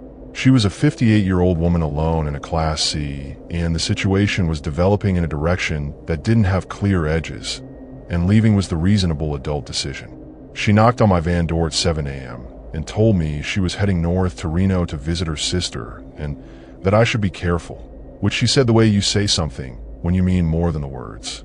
We exchanged numbers. I watched her Class C pull out of the day use area and felt the absence of it like a barometric change. That afternoon, I walked the shoreline in both directions for about a mile each way. The wet line in the gravel was continuous, unbroken, running the entire length of the shore as far as I walked. All the same height, all the same degree of dampness. I took photos every 100 yards. When I laid the photos out on my little fold-down table that evening and looked at them in sequence, I saw something I hadn't noticed walking. The line wasn't perfectly horizontal. It rose slightly, consistently, toward the north. Not much, maybe 2 inches of elevation over a mile. But it wasn't following the current water line. It was angled, like something was rising at one end more than the other. My sleep that third night was bad in a specific way. The kind of bad where you're not quite awake and not quite under, and your brain keeps surfacing to run checks and finding nothing wrong, and submerging again and immediately surfacing again, like a buoy in rough water. Around 3 a.m., I heard a sound from the direction of the lake. Not the tone I'd have expected from water. Not lapping, not settling. More like a slow, deep exhalation, like the lake was breathing out. Once long and low, and then nothing. I lay in the dark and waited for a second breath that didn't come. By morning, the water line in the gravel was 4 feet from my front tires. The lake itself was still 8 feet back. The gap between the wet gravel line and the actual water's edge had not changed. The water wasn't advancing. The mark was. Something was moving through the gravel and coming up, not over. I called my son Marcus that morning. He's 24, works in tech in Austin, and has the particular rationalist confidence of a young man who has not yet been surprised by the world. I told him about the water line and the sound and the gravel, and he said, "Dad, it's a lake. Lakes do stuff," which is both true and useless. I didn't tell him about the exhalation sound because I knew exactly what he'd say about that, and I wasn't in the mood. We talked for 10 minutes, and I felt better and worse simultaneously, which is what talking to your children usually does when you're in the middle of something they can't see. I did my research that morning. I have decent mobile data on Verizon out there, better than I expected, and I spent 2 hours going through everything I could find about Walker Lake's hydrology. What I found was mostly what the placard had told me. Shrinking lake, irrigation diversion, increasing salinity. But I also found a geological survey from the 1980s that described the Walker Lane seismic zone, a system of faults running through that part of Nevada that produces regular small earthquakes. The lake sits in a graben, a block of crust that's dropped between 2 faults. The survey noted that the graben has active groundwater movement through fracture systems under the lake bed, water under pressure, moving through rock, occasionally finding new paths to the surface. That explained the wet gravel, or it explained it sufficiently. Groundwater pressing up through the gravel from below, reaching the surface without needing to come over the lake's edge. Not the lake rising, the ground itself releasing water that had been under pressure. That's real, that happens, and it removed the most unsettling implication of what I'd been seeing, which was the image of something large moving under the surface and pushing water ahead of it. Groundwater pressure. Simple. I actually felt something release in my chest when I put it together, like a knot that had been there for 2 days, finally letting go. I went for a long drive that afternoon, up 95 north past Hawthorne, into the Walker River Canyon where the road follows the river through a narrow gorge of red rock, then back down and east on a state route that climbs into the Gabbs Valley Range. I needed to move. 8 months of van life, and I still find that driving fixes something that sitting still makes worse. The mountains up there are raw and unpopulated, and the road is good enough that I could really push the ProMaster and feel the engine working. I was gone about 4 hours. When I came back, the light was orange and low, and there were no other vehicles at the day use area, and the lake was flat and dark, and there was a man standing at the water's edge. He was standing very still, facing the water, maybe 200 yards south of my camp. Dark jacket, dark pants, no visible gear, just standing there looking at the lake. I watched him from the driver's seat for a few minutes. He didn't move.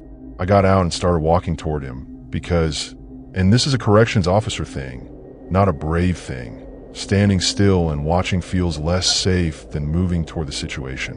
When I was about 100 yards away, he turned his head and looked at me and then looked back at the lake. Not startled, not acknowledging, just registering my presence and returning to whatever he was doing. His name was Segundo. He was around 40, lean, with the precise and unhurried quality of someone who was used to being in remote places alone. He'd driven in while I was gone, he said, a truck I hadn't seen parked on the far side of the day use area. He'd been coming to Walker Lake for 15 years.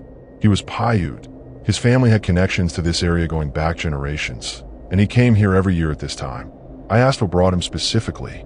He was quiet for a moment, still looking at the lake, and then he said, "It's loud this year." I said I didn't know what that meant. He said, "The water. It's been saying something for a few weeks." I wanted to hear what. I'm not a spiritual person. I say that not as criticism of anyone who is, but as context. I approach the world in terms of what I can verify and what I can't, and I tend not to import frameworks I can't test. But I've also spent enough time around enough different people to know that when someone says something unusual and specific in a flat, declaratory tone, not performing mystery, not trying to impress you, it usually means they've seen something real and found a language for it that doesn't match yours. I asked Segundo what the water was saying. He looked at me for the first time directly. He said, "Not to us." He told me about the lake's older history, not the irrigation loss, but further back. He said Walker Lake had a name in his family's tradition that translated roughly as the remembering water. He said certain desert lakes in the basin and range have long geological memories, that they carry records of what's happened above and below them the way tree rings carry climate data. He said some lakes, when they're disturbed, seismically, hydrologically, surface that memory. That was his word, surface. He said it the way I'd say decompress. Matter of fact, observable phenomenon that he had a name for, and I didn't. I did not sleep well. I lay in the ProMaster and listened to the lake and thought about geological memory, about water that remembers, about what gets stored in a basin that's been filling and emptying and filling again for 12,000 years. Around 2 a.m., I heard the exhalation again, same long, low sound, same single occurrence, same dense silence after. But this time it was followed, maybe 30 seconds later, by a second sound. Shorter, higher, almost responsive. 2 registers, like something being asked and answered. I sat up in my sleeping bag and held very still, and the silence after the second sound was so complete I could hear my own pulse. Segundo was gone when I got up. His truck was gone. No note. No sign he'd been there except boot prints in the gravel going down to the water and coming back. The prints going down were spaced normally, walking pace. The prints coming back were closer together, like he'd come back faster. I stood looking at those prints for a long time, working out what I thought that meant, and not landing anywhere satisfying. The water line in the gravel was now 2 feet from my tires. In the 4 hours I've been asleep, the mark had advanced another 2 feet. The lake's actual edge was still the same distance back. That gap had held constant through all of it, which should have been reassuring, but wasn't, because it meant whatever was moving through the gravel was doing it independently of the visible water. I took my measuring tape out and measured the gap between the wet gravel line and the actual water line. 9 feet, 2 inches. Exactly what it had been 3 mornings ago. The subsurface movement was maintaining a consistent offset from the surface. That's not random groundwater pressure. That's something with direction and pace. I called the Nevada Division of Water Resources, got a recorded menu, left a message with a callback number, called the Mineral County Sheriff's Office, and spoke to a dispatcher who took my information and said she'd have someone call me back. Called Opal in Reno, and she answered on the second ring, and I told her what was happening, and she was quiet for a moment and said, "Callum, I need to tell you something I didn't mention when I was there." She said that on her 7th night at the lake, for days before I arrived, she'd woken up at around 3 a.m. to the sound of the water and had looked out her window and seen the lake's surface lit from below. Not reflected moonlight. From below, a diffuse, pale luminescence moving slowly north to south beneath the surface. She'd watched it for maybe 4 minutes before it faded. She hadn't mentioned it because she'd convinced herself it was bioluminescence and didn't want to say something that sounded unreasonable. I drove to the south end of the lake in the afternoon, where the shoreline gets more exposed and the mineral deposits are thicker and whiter. The bleached ring Opal had painted so precisely in her watercolors was like a geological scar tissue, the record of every previous waterline, going back decades of drought. Dozens of parallel lines in the pale mineral crust, each one a year's worth of recession. I walked along them and thought about what Segundo had said about the lake's memory, about something being stored in the accumulated record of fill and drain, year over year, century over century. What would that look like if it surfaced? What form does a lake's accumulated history take when it comes up?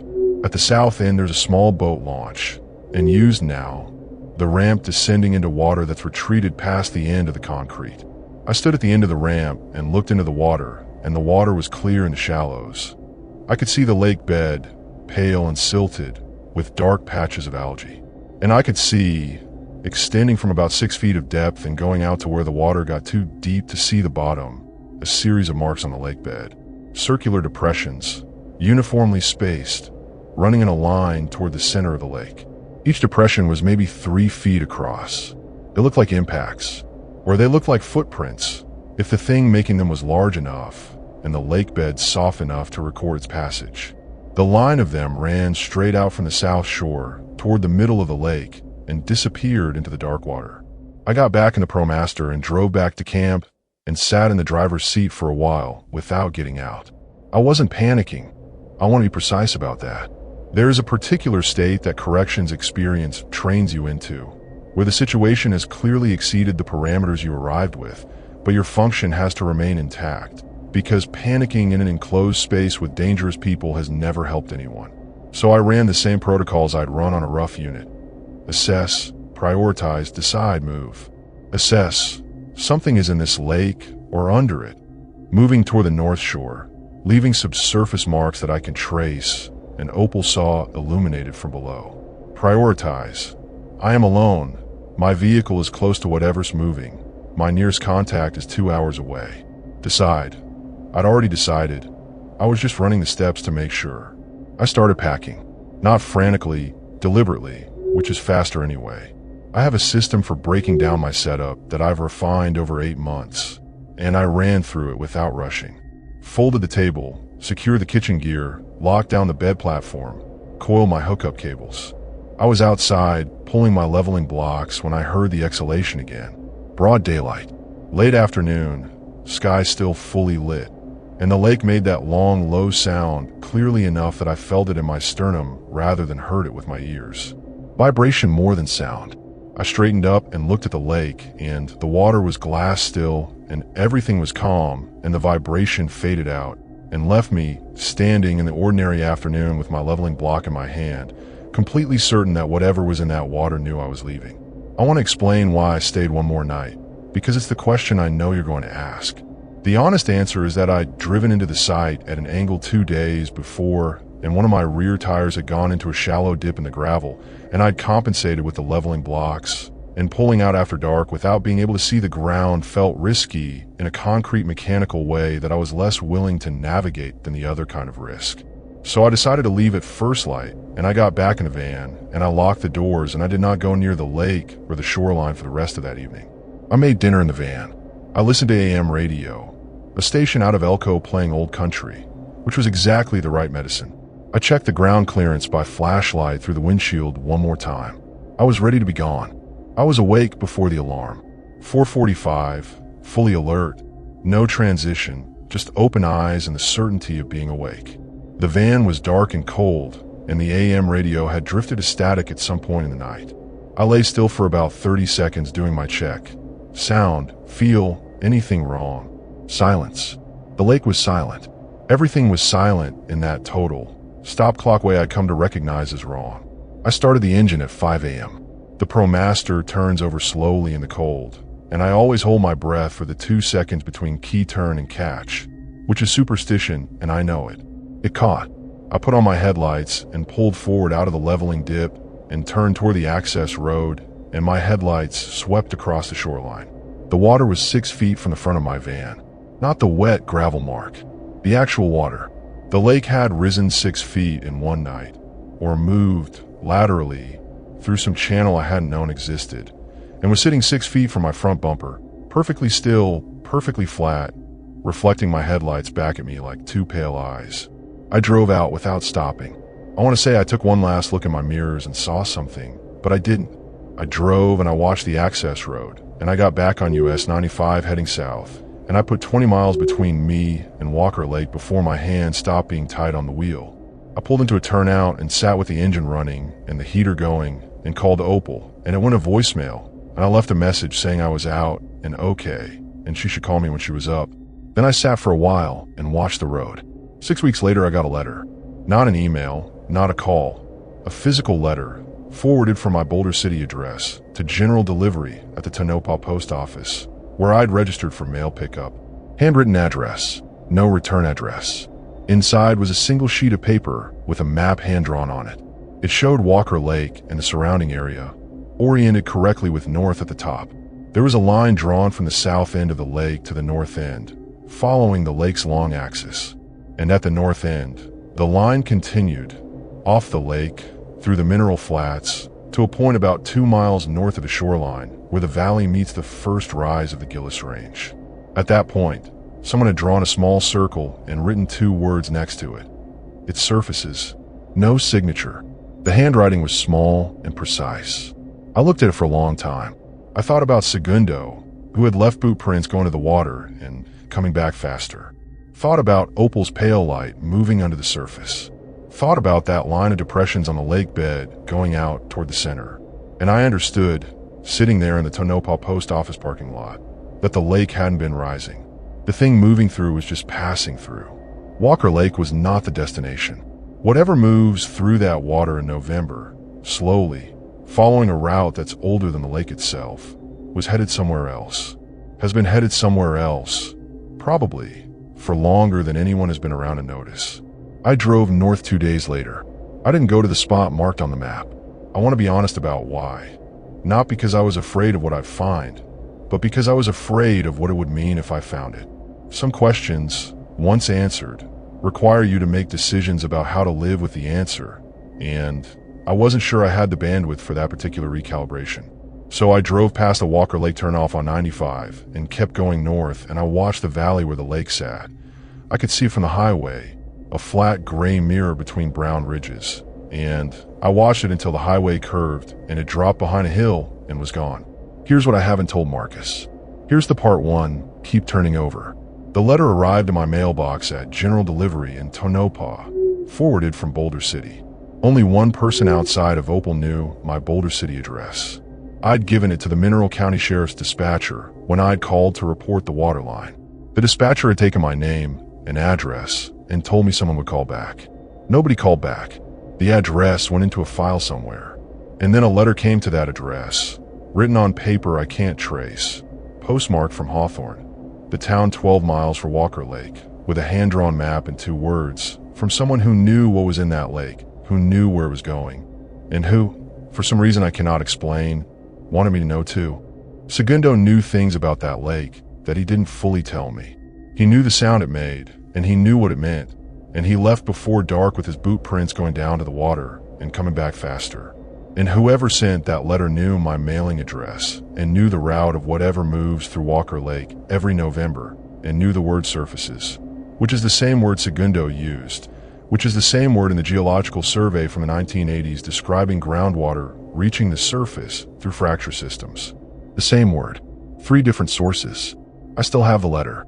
I've shown it to one person, a former colleague from High Desert, a man named Delroy who spent 23 years in corrections and has the sharpest situational intelligence of anyone I know. Delroy looked at the map for a long time. He looked at the 2 words. He looked at me. He said, "You gonna go see?" I said I hadn't decided. He nodded slowly the way Delroy nods when he's thought something through and arrived at a conclusion he's not going to share unless asked. I asked. He said, "Whoever sent this has been watching it for a while, and they sent a map to you. That means they think you're the kind of person who goes to see." I don't know if that's a compliment. I've been sitting with it since. I'm in Tonopah right now, actually parked outside a diner, writing this out longhand because I process better on paper. The Gillis Range is about 40 miles from here. Whatever is at the north end of that map is about 45 miles from where I'm sitting. It's November again, and if the thing in Walker Lake moves on a seasonal route, if it surfaces somewhere north of the lake at the same time every year, then I'm about 3 weeks early or right on time, depending on how you count. I've been a lot of things in my life. Cautious is one of them, but Delroy was right about me, and I've never been able to pretend otherwise for long. The diner just refilled my coffee. The waitress asked where I was headed. I said north. She said the weather's supposed to hold through the weekend. I said that was good to know.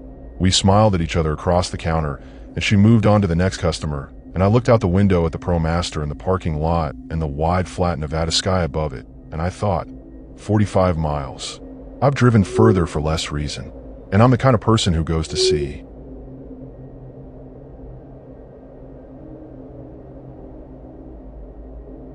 My name is Roscoe Pemberton. I'm 59 years old. Spent 26 of those years working as a wildfire lookout ranger across 3 different national forests before my knees finally told me it was time to trade a fixed tower for 4 wheels and an open road. Traveling with me this trip was my daughter, Linnea Pemberton, 26, finishing up her graduate work in wildlife biology and taking a semester off to ride along with her old man before she settles into whatever comes next.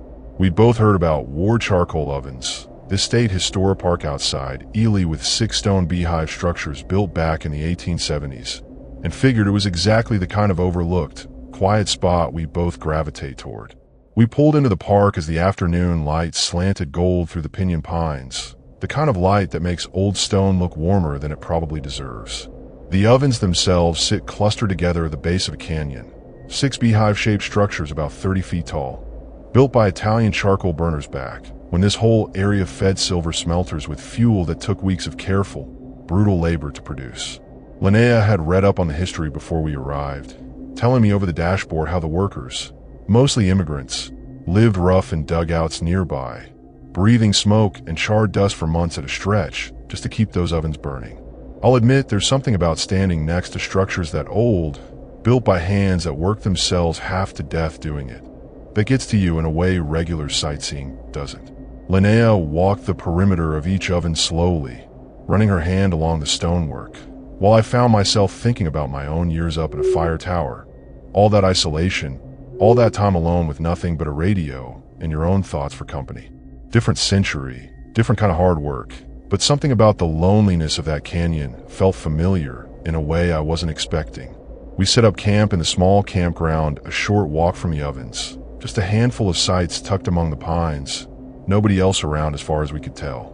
Linnea cooked dinner while I read through the park's interpretive signs, learning that after the smelting operation shut down, the ovens got used for all kinds of things over the decades. Sheep herders sheltering from storms, and according to local rumor, at least one outlaw hiding out from a posse back in the 1880s.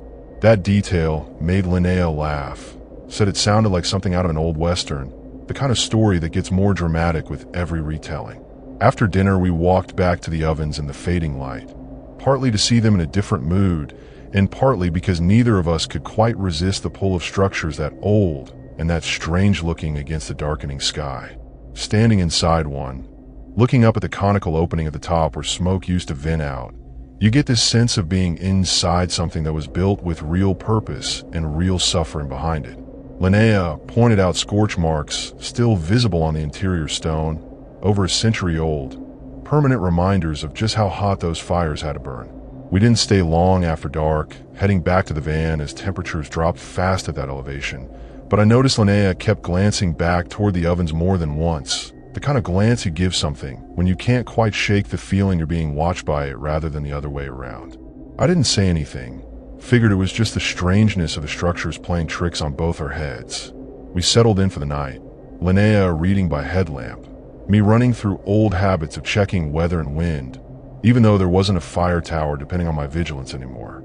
Around 11, Linnea sat up suddenly, asking if I'd heard something, a low, rhythmic sound she described almost like breathing, except slower and rougher than any person could sustain. I listened hard and caught it too, faint, carrying from the direction of the ovens, this deep, hollow rasp that rose and fell with an unsettling, mechanical regularity.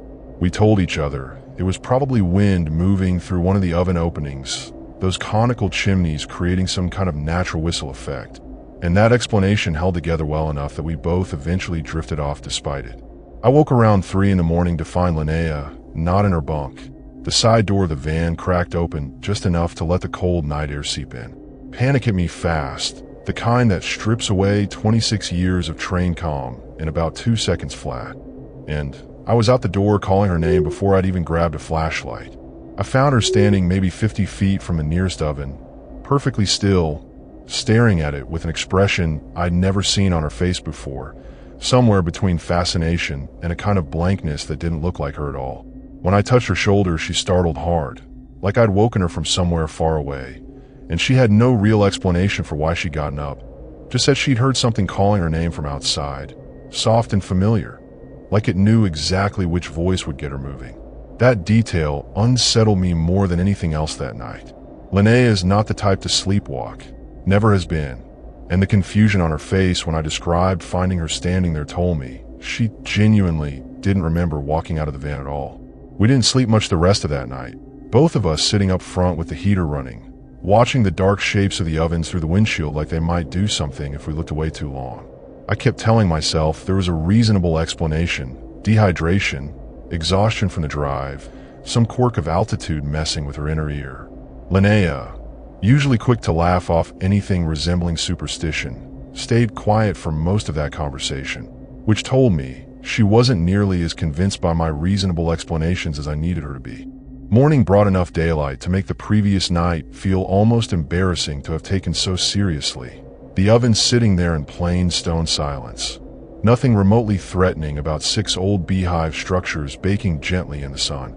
Linnea apologized for scaring me, said she felt fine, just tired, and suggested we stick around another day since we'd driven so far to get here, and she didn't want one strange night to cut the trip short. I agreed, mostly because I didn't want to admit how much that strange night had actually rattled me. Old fire tower nerves apparently still capable of spiking after all these years. We spent the day hiking the longer trail that loops up through the canyon above the ovens, getting a wider view of just how isolated this whole area really is. Miles of pinyon juniper forest with barely another soul in sight. Linnea seemed completely herself again, pointing out bird species, collecting notes for some research projects she was tinkering with on the side. No trace of whatever blankness I'd seen on her face the night before. I started to relax, telling myself we'd both just spooked ourselves over wind noise and an unfamiliar bed, the kind of overreaction that happens easy enough out in unfamiliar territory. That afternoon we stopped at the small visitor contact station, more of a kiosk really, staffed part-time by a volunteer named Hollis Vandermeer, a retired schoolteacher who'd been working seasonal shifts at the park for almost a decade. I asked him, casual as I could manage, whether he'd ever heard anything strange out here at night. Low breathing sounds, anything like that. He didn't laugh it off the way I half expected.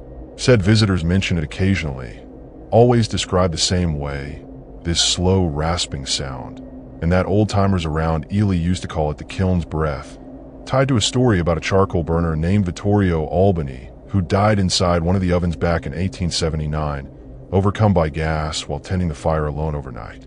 Hollis told the story carefully, like a man who'd repeated it enough times to have the details memorized, but still felt a little uneasy saying them out loud.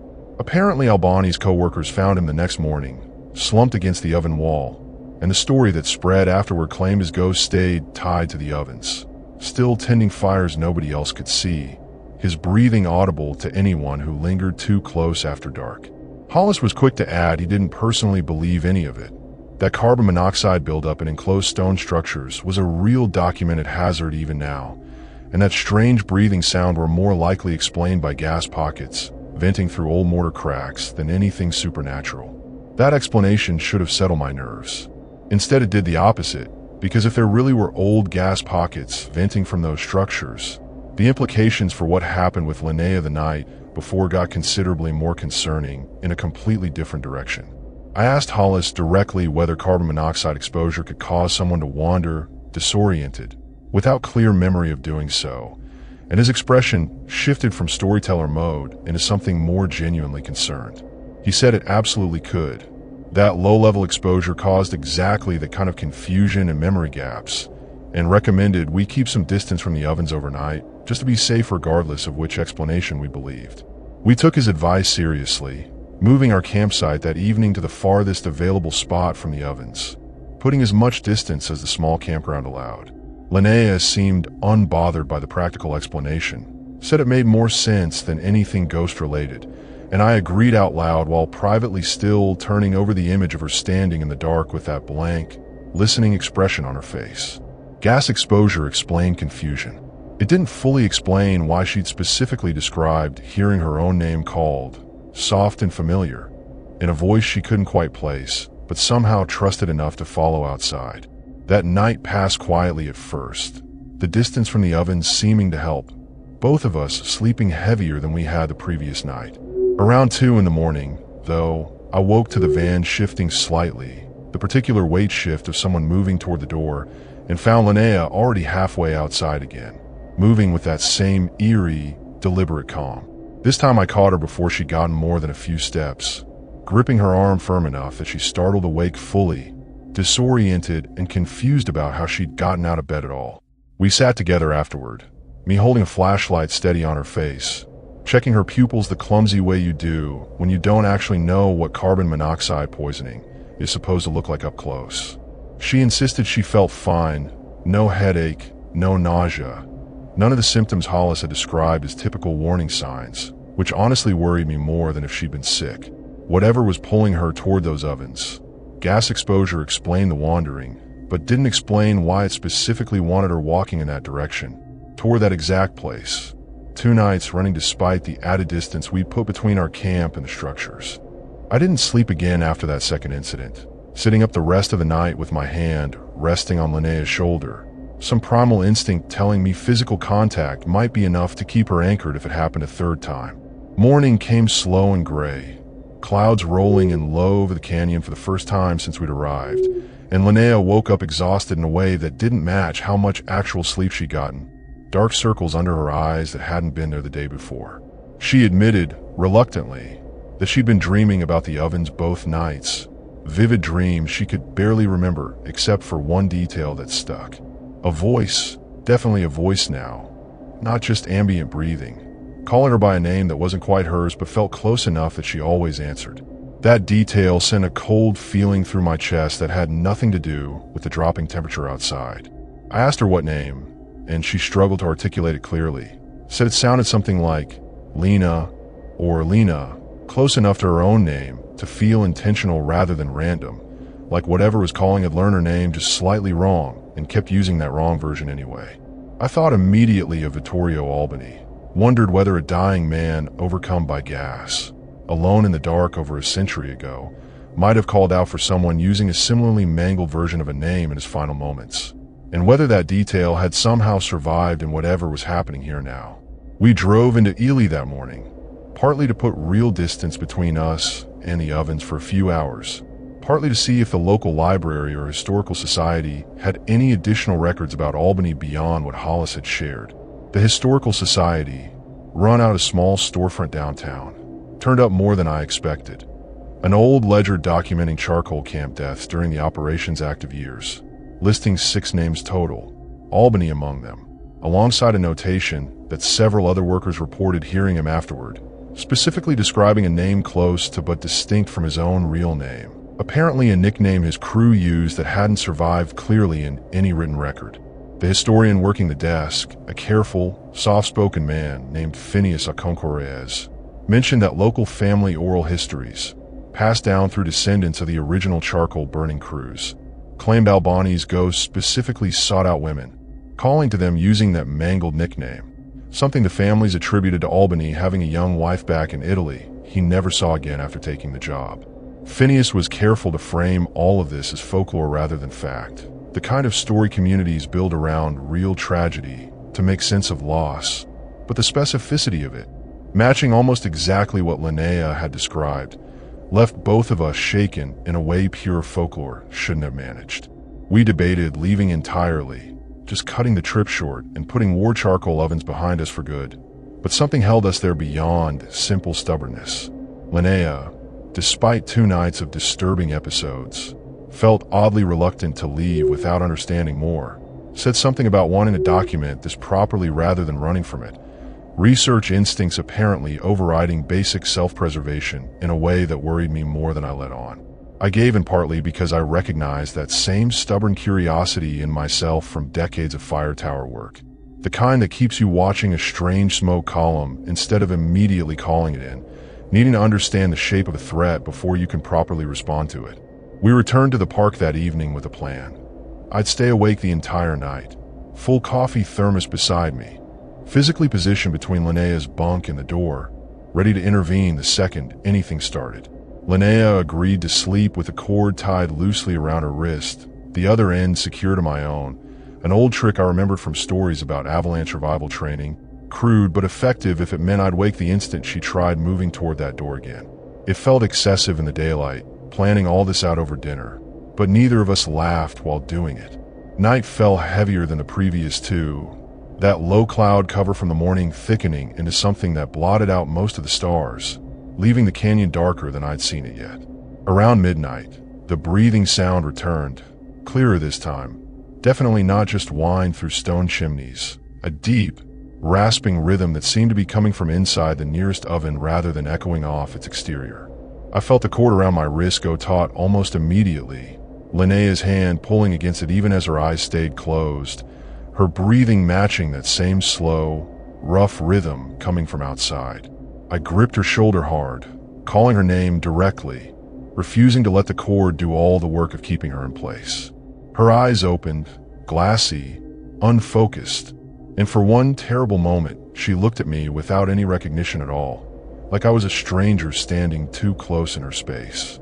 Then she blinked hard, and something behind her eyes snapped back into place, recognition flooding back and alongside what looked like genuine fear. "It's so close tonight," she whispered, voice cracking. "It knows we're still here." We didn't sleep at all after that, sitting upright together until gray light finally crept back over the canyon rim. Both of us watching the ovens through the windshield like sentries on watch against something we couldn't fully name. Linnea described the dream in more detail once she'd steadied enough to talk clearly. Said this time the voice felt close enough to be standing right beside her, repeating that mangled name over and over, gentle and almost pleading, the way someone calls out when they're afraid of being left behind in the dark. The pleading quality unsettled her more than anything overtly threatening would have, she said, because it made the thing feel less like a monster and more like a person, desperately, endlessly lonely. That reframing sat with me uncomfortably most of that morning. We've been treating this like a threat to defend against, gas leak or restless spirit. Either way, something dangerous requiring protective measures. But if Phineas's research was accurate, if this really traced back to a man who died alone in the dark, calling out for a wife he'd never see again, then maybe what we were dealing with wasn't malicious so much as catastrophically, endlessly grieving, unable to recognize over a century later that the person it kept reaching for had never actually been there to find. Linnea, despite her exhaustion, wanted to try something that afternoon, returning to the oven where Albany supposedly died, during full daylight, to simply sit with the space rather than avoid it. I argued against it initially, worried daylight wouldn't matter if whatever this was had already demonstrated it could reach her regardless of distance or precaution. She countered that running and hiding clearly hadn't worked these past 2 nights, and that maybe understanding required actually engaging with the source rather than continuing to treat it like something to merely survive until we could drive away.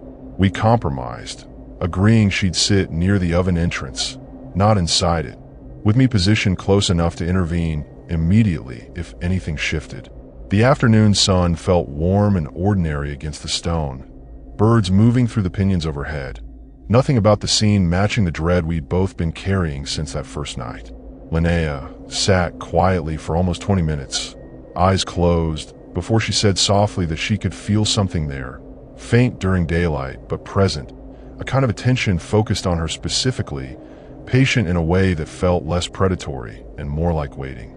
She started talking then, quiet and steady, telling whatever was listening that she wasn't who it thought she was, that the person it kept calling for wasn't coming, hadn't been coming for a very long time, and that continuing to call out into an empty canyon wasn't bringing anyone home.